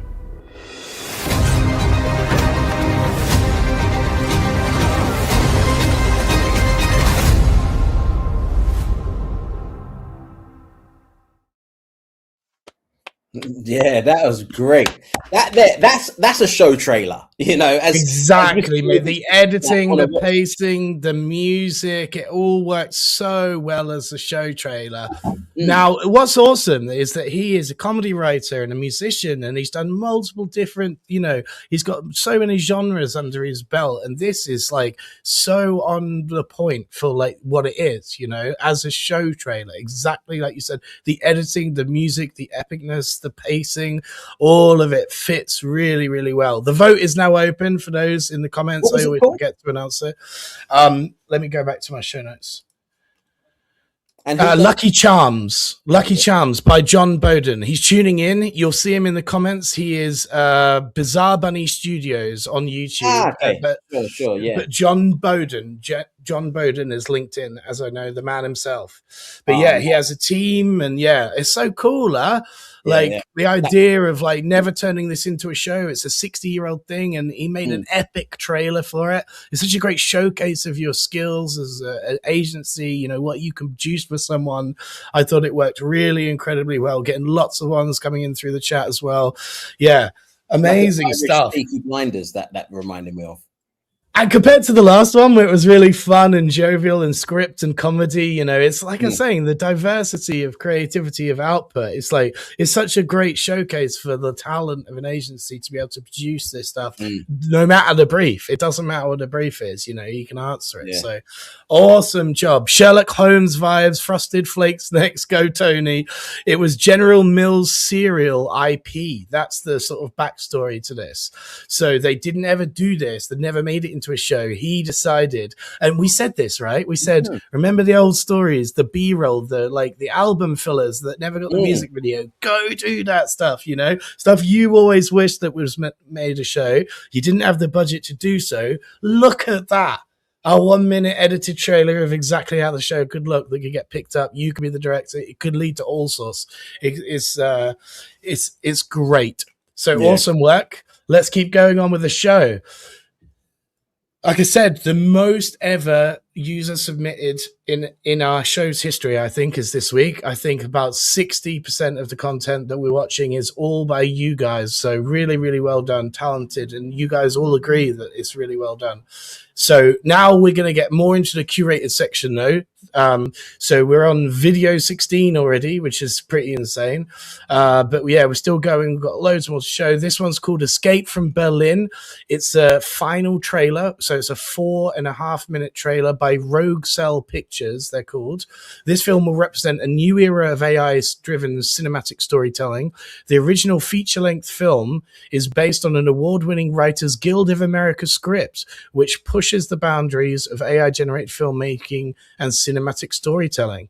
So with all that in mind, let's give it a watch. Migrant Zone C is in utter chaos, Anderson. Massive clashes occur.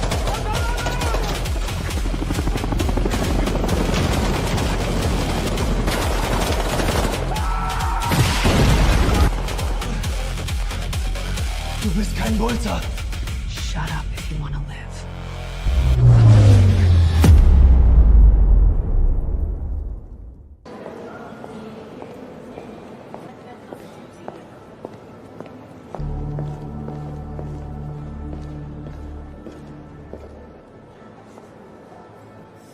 Hallo. Guten Tag. Sind Sie ein Wirt an der Allianz? Yeah, I'm American. I am required to inform you that under Alliance Civil Code, Section 11, all citizens of former NATO member states must possess a registered neural ID by October of this year. So, am I actually required to have a neural ID right now? No, ma'am, you are not. Not until the end of October. Yeah. Go ahead. You have my consent? Are you fully aware that your physiological data may be used in the training of weaponized AGI systems? I am fully aware.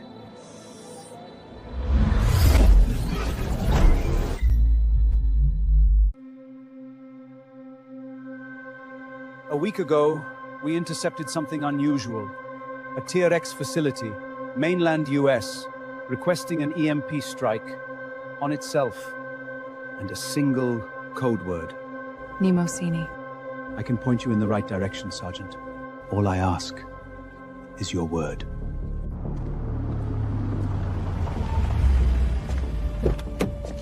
No deployables, no remotes. Objective is the European Palinea mainframe. I will need access to the atrium. Nah, it's not doable. Even if we somehow get you in, those biomarkers will sniff you out pronto. Not if we rewrite the dataset. But Blondie here will have to pay a visit to a certain broker.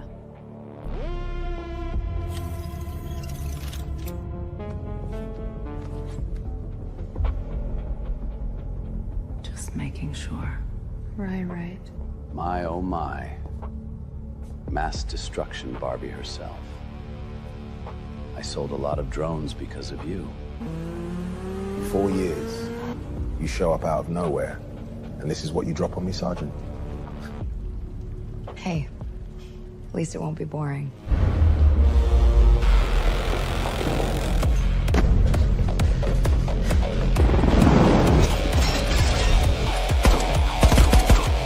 Our parents died, but we are still breathing! It's post-World War III Berlin, bitches!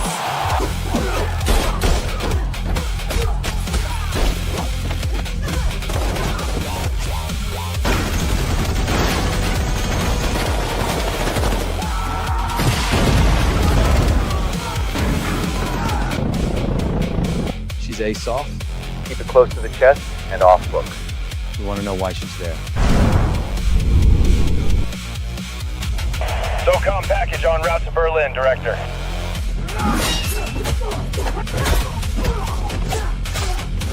Migrant Zone C is in utter chaos, Anderson. Massive clashes occur.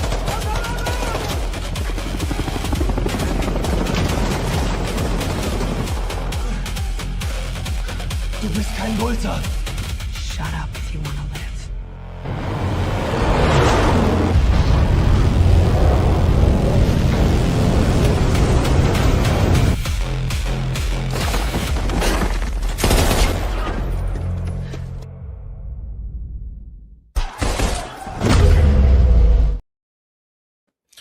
My God, it was a lot, that one. The voting is now open on this one.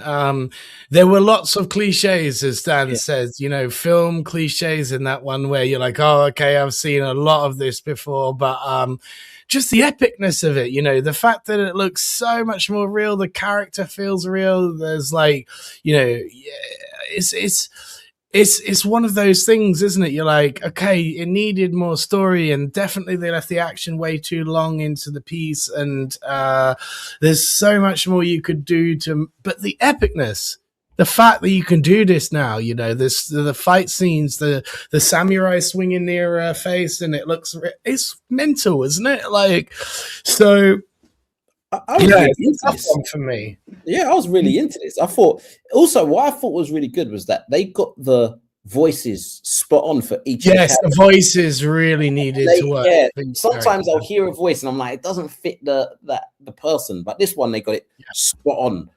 The only person that looked AI was the main character. Like everyone else looked like really good. And this scene here I thought was quite interesting because this potentially could be the future. You know, talking about you like going full circle from back to the beginning of the episode.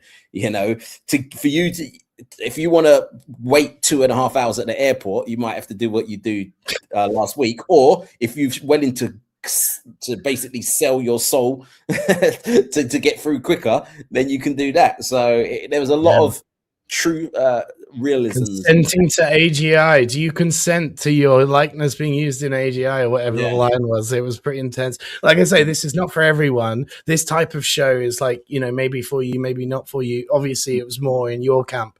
But like, yeah, I just was impressed by the epicness of this one. Anyway, we've got, like I said, that was a longer piece and is going to be made into a longer thing. We've got so much more of the show to keep going through. We've got Gabe up again. This time it's with his space trash short film. This premise is a robot explorer finds life on the moon. 2.5-minute piece. Let's watch it. Good morning, CP. How's the big cheese treating you? Morning, Houston. It's big, white, and bumpy. Just like your ass. You're looking good, though, Houston. Little cloudy over the Pacific. Did you get the photo? Upload received. Frame that one for the lobby. Looking good, CP. See what else you can find in the sector. Oh, wow. Look at that. A moon rock. That's 11,001 this week. Truly a banner day for science. Upload received. And there she is. That heap of space trash has to be the bear sheet. Status report. Total loss. But tardigrades are huffing the life support runoff and getting real rowdy real fast. They're alive? Alive is an understatement. What do you see, CP? I see a very large, very translucent reason why I should have negotiated a hazard pay clause in my contract. Friendly? I'm not sticking around to ask for a star sign. Is it native? Forced mutation? Hard to conduct a peer-reviewed study while the subject is trying to eat me.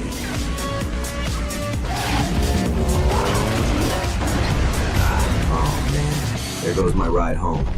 We need proof of life. You have to get that shot. Working on it.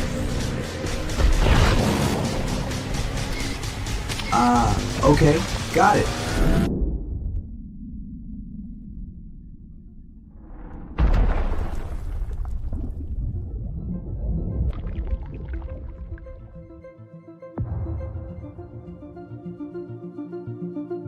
Houston, confirm upload? Upload received.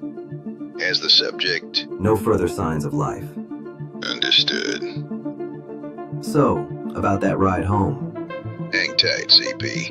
We have other plans for you.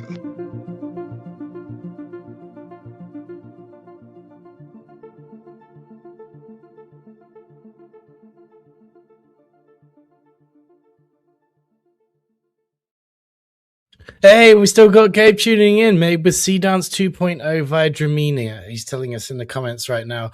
I loved this piece. So the characters were so likable, weren't they? Like this robot character's voice was so likable. I was brought in straight away, like to this little world that you've built here. And yeah, the idea of its name being space trash and all of it, you know, like the whole world. I really bought into this one. What about you, mate? What's your thoughts on this one? I like it because it was so different to anything I've seen. Yes. It was premises this week. The original premises have really stood out, huh? Yeah. That one kind of like, it was so unique. That one kind of like I don't know. Like I like it. I like it a lot. I liked it a lot. I like the style of it. It's just so different, and I really appreciate that. It's I really like this one. Really like this one. More to come coming from Gabe. Thank you so much for tuning in, and congrats on getting 2 pieces in this week's show. Like I said, so prolific. It's incredible. That one cost 200,000 credit. Are you part of the CPP program, Gabe? Because that's 200,000 credits, that one. I'm being told by Paul here that it reminded him of Oblivion, which is a Tom Cruise movie. So some references in there that I'm not that aware of. But again, I wonder if you know, sort of stylistically what that reminded you of. Because to me, it was so unique. I've never seen anything like it. And that's why I was so drawn in to the world initially, and the sort of vibe and tonality of it. And the characters just sold it to me, the just vibe of the characters and the fun. Yeah. So he's part of the Dreamina CPP program. Yes, it looks like. And again, we just had a Dreamina sponsored event, actually 2, because we had CapCut in Cannes, and then we had Dreamina over in Lisbon. Those guys are actively signing people up now to the CPPs. So if you're a creative or an advertiser or a filmmaker, make sure you go and sign up to sort of get these credits where they're becoming more widely available. And if you sell them the idea of what you're going to use for these credits, I'm sure they'll be even more appreciative and likely to accept you onto these programs and stuff. So yeah, it's always a good idea though, to look at the CPP programs for all the various tools that you use and apply until they accept you. Essentially, when you're making really cool stuff, they're not going to be able to ignore you. Let's be honest. That's just the beauty of it. But yeah, we've been very thankful for the CPP access that we've been given, and it's really helped us make a lot more and test a lot more. That's the truth of it. The re-rolls don't become an actual expense to the budget, so you can actually test a little bit more and stuff. Yeah, exactly. Which is really important for creators. The next one is by legend of the show, needs no introduction, but obviously it's Dave Clark. We watched his show last week where he made it with his son, which I thought was just such a beautiful moment, like I said. This one, completely different, so talented. Other people that have been on this show, they can just do multiple genres, multiple stuff. This one is a music video, which I don't even know if we've seen a music video from Dave yet or not, but this is called... Mask On is called. It's a latest AI music video. So he must have made some in the past from his group Afraid to Sleep, which is his handle as well. Sleep with 3s instead of E's on YouTube. With all of that being said anyway, let's watch it.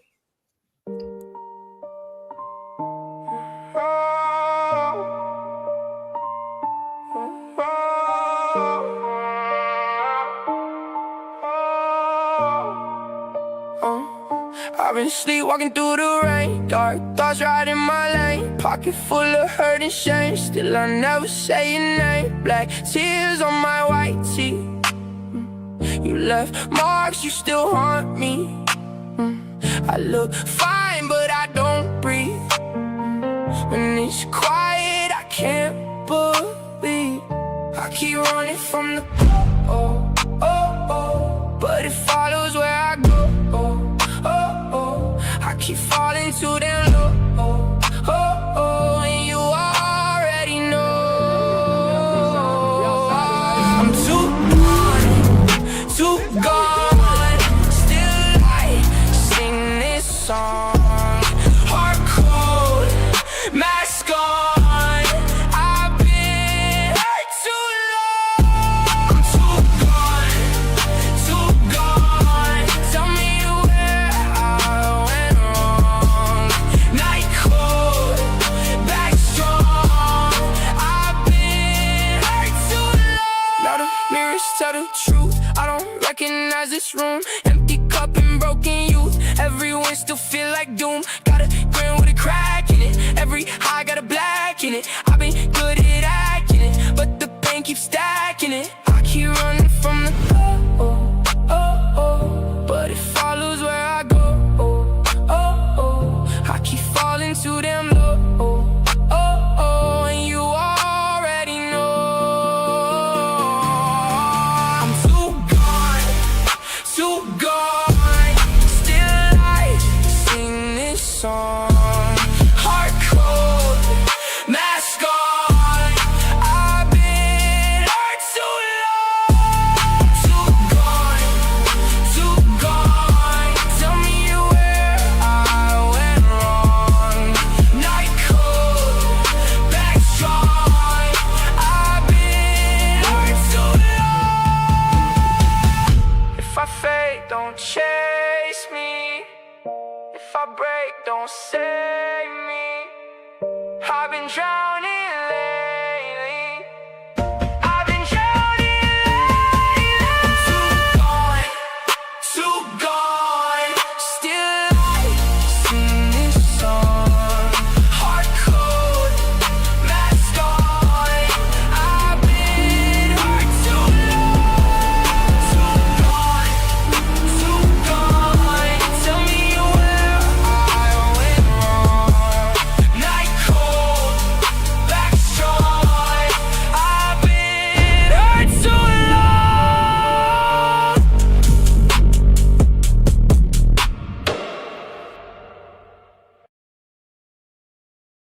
Oh, this bass at the end of my headphones was tingling. Right, the polling is now open for this piece. We've seen one from Metapuppet, now we've seen one from Dave. It was absolutely wild. I love the beat, I love the character, I love the editing. It was so my style, though, you know, like literally I was like bobbing my head going, this is fire, you know. Is this a real song? I believe that he's made it probably himself in Suno or something like this, but it could be a real song. I need to get some extra information from him. I didn't get enough information, but I just sent him a screenshot in WhatsApp. The piece. We're watching the piece, and I love it. You know, a foray into music videos after all that we've seen from Dave. Like, he's just done so many genres, and now this. It's like so cool to see how he can do so many things. Lots of ones coming in on the chat, of course. You know, Dave is the GOAT. You know, that's it. By the way, I just wanted to say, if you've got a hard stop, Paul's got a hard stop. So I appreciate everyone. I'm gonna have to shoot off now. I appreciate everyone tuning in. But what were your thoughts as last minute for this? Overall, I thought that was great. I just said this is a typical music video. I think when it comes to AI, you can get away with a lot more in music videos than I would say short films. And what I mean by that is with certain short license, see people saying, "Oh, why didn't you get an actor in that, etc." But here you could just see like some of the things you can do, and you know, I think it was great. I thought that was a really great, and there's a good song as well. You know, the fact it helps that you've got a good song. You know, if it was a rubbish song with a great video, it's going to be like, well, that's not really going to cut it. But I was getting some rest in peace Juice WRLD vibes from the main character, you know, like and other sort of rapping influences, but the trap beat was like really a lovely blend, and like really, really cool. There are lots of ones already still coming in. Yeah, and like I said, if you've got to go, you've got to go, guys. I appreciate you tuning in. We're live back every Tuesday, and there may be a little like break in the schedule. I've got America coming up. I've got some other things coming up, but we'll hopefully try to consistently stay on Tuesday in the same period. So wherever in the world you're tuning in from, these 2 hours are the slot to remember, but sign up to newsletter and all of that so you get future when the event exactly is going to be live, because it may have to bump week to week depending on schedules. Andrew, you're everywhere as well, mate. So it's I really appreciate it. Yeah, lots of training coming up. I'm traveling from next week, so yeah, going to be all over the place. But I'm doing a lot of stuff with UK producers. So I'm doing a massive program with the National Film and Television School in the UK, who's with Amazon Prime. So we're training a lot of TV presenters there, and I'm doing a few other stuff in the world of TV. So of course, I'm showing them this type of content. So there could be some other things, interesting things in the pipeline, especially with some all on top of settling into your own house and moving your house and all of that as well at the same time. It always happens, doesn't it? Exactly. But the main thing for me today is in an hour's time, my football club's about to play in the Champions League semi-final. So I'm about to go eat food and get ready for that. Yeah. So everyone, that PSG game was insane, wasn't it? Yeah, the 5-4 one. Oh my God. tonight's the big one. But thank you everyone for listening. I see all the messages in the chat. Again, this show really is because of you guys. So thank you everyone in the chat. Tell everyone, tell your friends, sign up to the newsletters, and we'll see you guys next week. Yeah, appreciate all you guys. And yeah, Paul, if you need to go, you need to go. I may be doing a few extra more videos if you guys want it. I can still see there's a few people watching. So yes, mate, good luck in the game. We'll catch you in a bit. See you later, everyone. Bye-bye. Yeah, I can see a few more comments coming in for Andrew now. It's always on a little bit of a delay, although I'm seeing most people tuning in from YouTube this week, which is honestly the better live experience. We are live through X and we are live through LinkedIn right now, but YouTube undoubtedly is the best way to absorb the show because it's just less delay, less lag. There's a YouTube comment section, all of that stuff. Yes, so I'm being told in my show notes that 19 and 21 are nice little closers. So with Paul and Andrew gone, it's back to the old show. It used to just be me hosting this show. Now we've got a producer, a co-host, we've got all of this stuff. But yeah, it's you guys are so talented. Truthfully, like, it's incredible that the people that watch this show are the ones who content we're watching, and the standard of it from week to week is just going up and up and up and up, and the tools that we get unlocked and stuff like this, it's absolutely crazy. This one is by somebody who is incredibly talented as well, but not so followed on LinkedIn. His handle is actually LOA. That's the X handle that you should follow for Loa. This one is called Alvar the Unseen, and it's actually a 9-minute piece, but I've cut it down to 5 minutes. Again, we're trying to keep it within like the 5-minute showcase of what you can go watch as the longer piece somewhere else existing, and sign up to the newsletter in order to get the links for all of the places that we curate our content from that's in this section of the show. We're basically doing submitted pieces in the earlier section that's from you guys, and then things that we find in the wider public. And this one was one that I found in the wider public and thought, wow, this is incredible. So let's watch Alvar.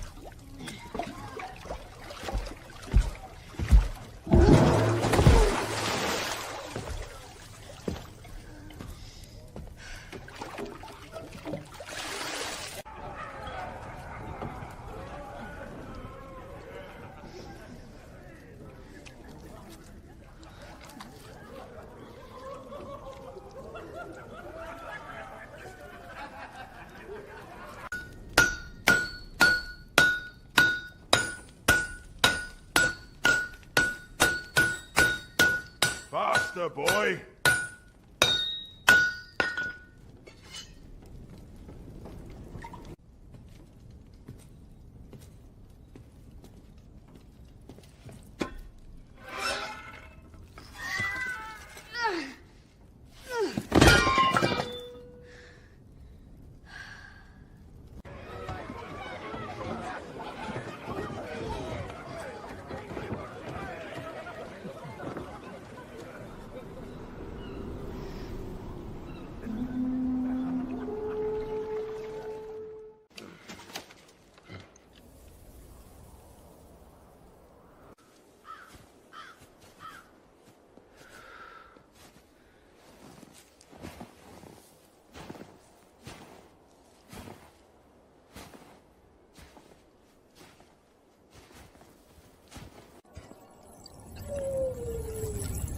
It's okay, buddy. I can help. Stay calm. Stay calm. Easy. Easy.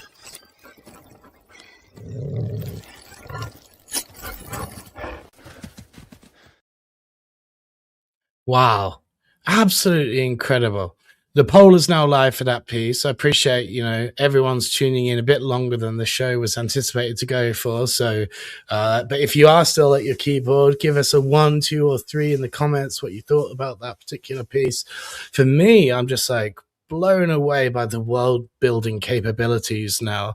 So cool to see what people are doing. Glenn saying stunning, original, lots of ones starting to come into the voting system now. Like, God, the strength, guys, the strength of individuals to build worlds that we're going to be able to enter into later on this year with the world models and stuff is kind of incredible. But yeah, the storyline really worked in that, as well as the overall style of the piece. And yeah, really, really, really cool. Man, and just this character and this wolf and the stylized wolf, as Jimmy was saying, it was really, really cool. So reminded Mary of World of Warcraft and Ice Age. That is one hell of a combination.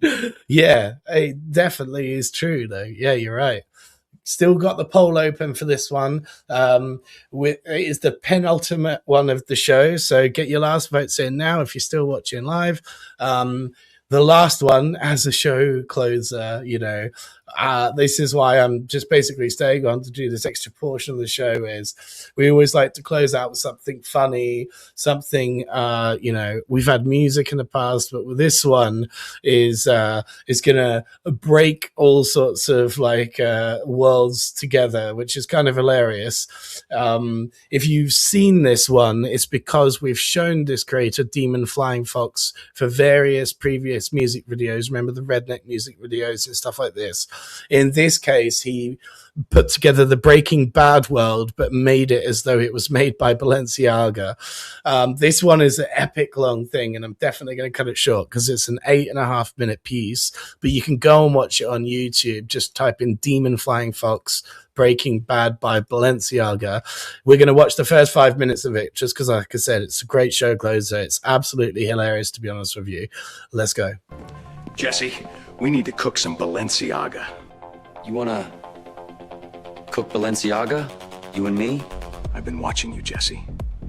I know what you do. I know your fashion. It's ridiculous. We will not make garbage. Yo, what the hell, Mr. White? You're an art teacher, man. You don't know shit about running an underground fashion brand. We will produce something raw, expensive looking, provoking. I know how to make a piece that actually slaps. Nah, man. This is crazy. You want to start producing Balenciaga out of my aunt's studio? I need money, Jesse. A lot of it. Fast. And you're going to help me. Yo, are you out of your goddamn mind? I'm not doing this with you. Yes, you are. Because if you don't, I'll report every fake sample, every stolen pattern, every shady drop you've ever produced. We have to cook Balenciaga. Shit. Fine. We'll cook Balenciaga. But if this goes wrong, if we get sued or die, I'm blaming you, bitch. Good. Then let's get to work. This is insane, yo. We're cooking Balenciaga in an RV in the middle of the desert. Focus, Jesse. We have work to do. I'm gonna die in this thing, man. Look at this setup. This is a death trap. We're gonna blow ourselves up. We're not going to blow ourselves up.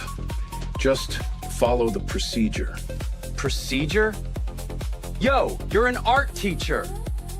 What the hell do you know about cooking Balenciaga? More than you. This is so stupid. I'm gonna die in a fucking RV, bitch.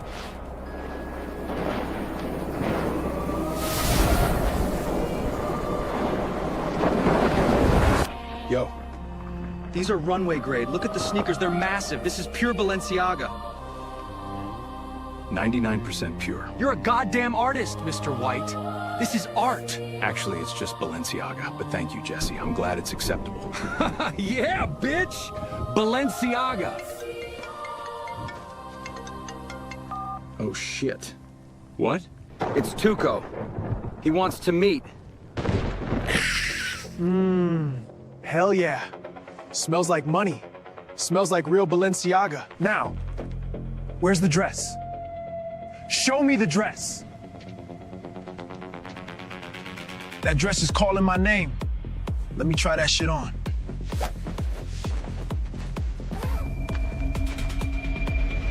Tight, tight, tight! This dress is tight, yo! So damn tight! I like it a lot. We'll make a lot of money together. But next time, make it even tighter. What did you say? I said next time, make it even tighter, boss. You know, for the look. Tighter? You want it tighter? I'll show you tight, you stupid. Oh! Nobody tells me how tight. Nobody! Now, where were we? Next drop in 1 week. Make them tight. Real tight. Well, well, well. If it isn't the great Heisen Balenciaga himself and his loyal little sidekick. How do you already know who we are? I make it my business to know who's dropping fashion in this town. Word on the street is you two have been cooking some very high-quality Balenciaga. The kind of clothes that look like they were designed by someone who hates the customer but loves their money. Very impressive. We need your help. Legal help. Legal help? From me? Well, you've come to the right place, gentlemen. I specialize in difficult fashion situations. Trademark infringement, casting couch, NDAs, money laundering through Fashion Week. I do it all. We're in trouble. Serious trouble. Trouble is my business! So tell me, what kind of trouble are we talking about? Is it the kind where you get blacklisted from every runway in Europe? Or the kind where they pull you out of the Seine with a Balenciaga trash bag over your head? Both. Oh, I like you two already. Look, what you're doing is cute, but if you want your pieces in every flagship window from Paris to Milan, you're going to need a serious distributor. Someone whose profile is completely seamless. I know a guy who owns half the Balenciaga stores in the country. All of them completely legitimate, on paper. His name is Gustavo Fring. If he likes your product, you're the talk of next season. How do we meet him? Leave that to me. I'll set it up. But fair warning, Gus doesn't suffer fools. So make sure your next drop is perfect.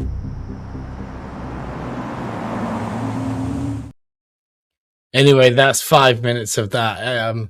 Absolutely hilarious. Like I said, the full thing is a full 8 minutes, but this Heisenberg character, this, oh my God, the Saul Goodman and the Tuco character. And yeah, absolutely hilarious to me. And like I said, bit of a show closer. Appreciate, you know, it's just a silly little funny melding of the worlds there. Let's have a poll for this one anyway. The poll is open. Last piece of the show. What did you all think? 1s, 2s, and 3s. Saw some Zoolander comments in there. And interestingly, the original RV from Breaking Bad was at South by Southwest this year. That was pretty insane to know. Getting John saying, I thought it was good, but the pacing needed a bit of work. Overall solid. Yeah, I would definitely agree with that. We featured Demon Flying Fox in the past for funny sort of music videos. That was obviously more of like a story-driven character thing, but he generally makes songs that go as part of his like overall thing. But yeah, if you want to follow and watch the rest of that, that is Demon Flying Fox over on YouTube. That's where we get all of this. Like I said, this one wasn't for everyone. It was just a funny little sort of like end of the show, hilarious thing of the mixing of worlds. This is what we're going to see a lot of this year, I believe. You know, like when world models truly come out, we're going to start seeing people mix together all sorts of pop culture stuff into new worlds that we enter, and we're going to have new experiences. Yeah. Jimmy saying that overall that the lip sync was a bit all over the place, but come on, it's for the lols. Exactly. There's no point to this piece almost. It is just literally a funny YouTube video that he puts up onto his YouTube channel. And yeah, it's a great follow, honestly. There's everyone in AI. There's the serious filmmakers, there's the serious ad agencies, there's the I'm making this for the lols, there's everything in between. It's kind of hilarious. But thank you so much, guys, for tuning in. Sorry that it's been a bit like last week was on the Friday, and this time it's on the Tuesday. As I said, I've been just in and out of various things, hosting different AI stuff that's happening in Europe, which is really cool to see, honestly. Getting around to France and Portugal and various other places. Might be going to the States in a few weeks as well. Almost definitely I'm going to the States in a few weeks. It's just how long I stay in the States for. So let me know if you're in LA or California or going to any of these events, you know, what events you're going to. I'm going to definitely be at Google I/O and maybe to announce some more stuff. Again, not exactly sure, but yeah, exciting times. I'm going to get rid of the poll, going to get rid of myself. Thanks so much for tuning in. Look out for us on a Tuesday as the regular show time, but again, this may vary, so sign up on the newsletter just in case it changes because of various travel things that I have to do. Hey, thanks so much for a great show, Jeff. Let's go. Bran, let's go.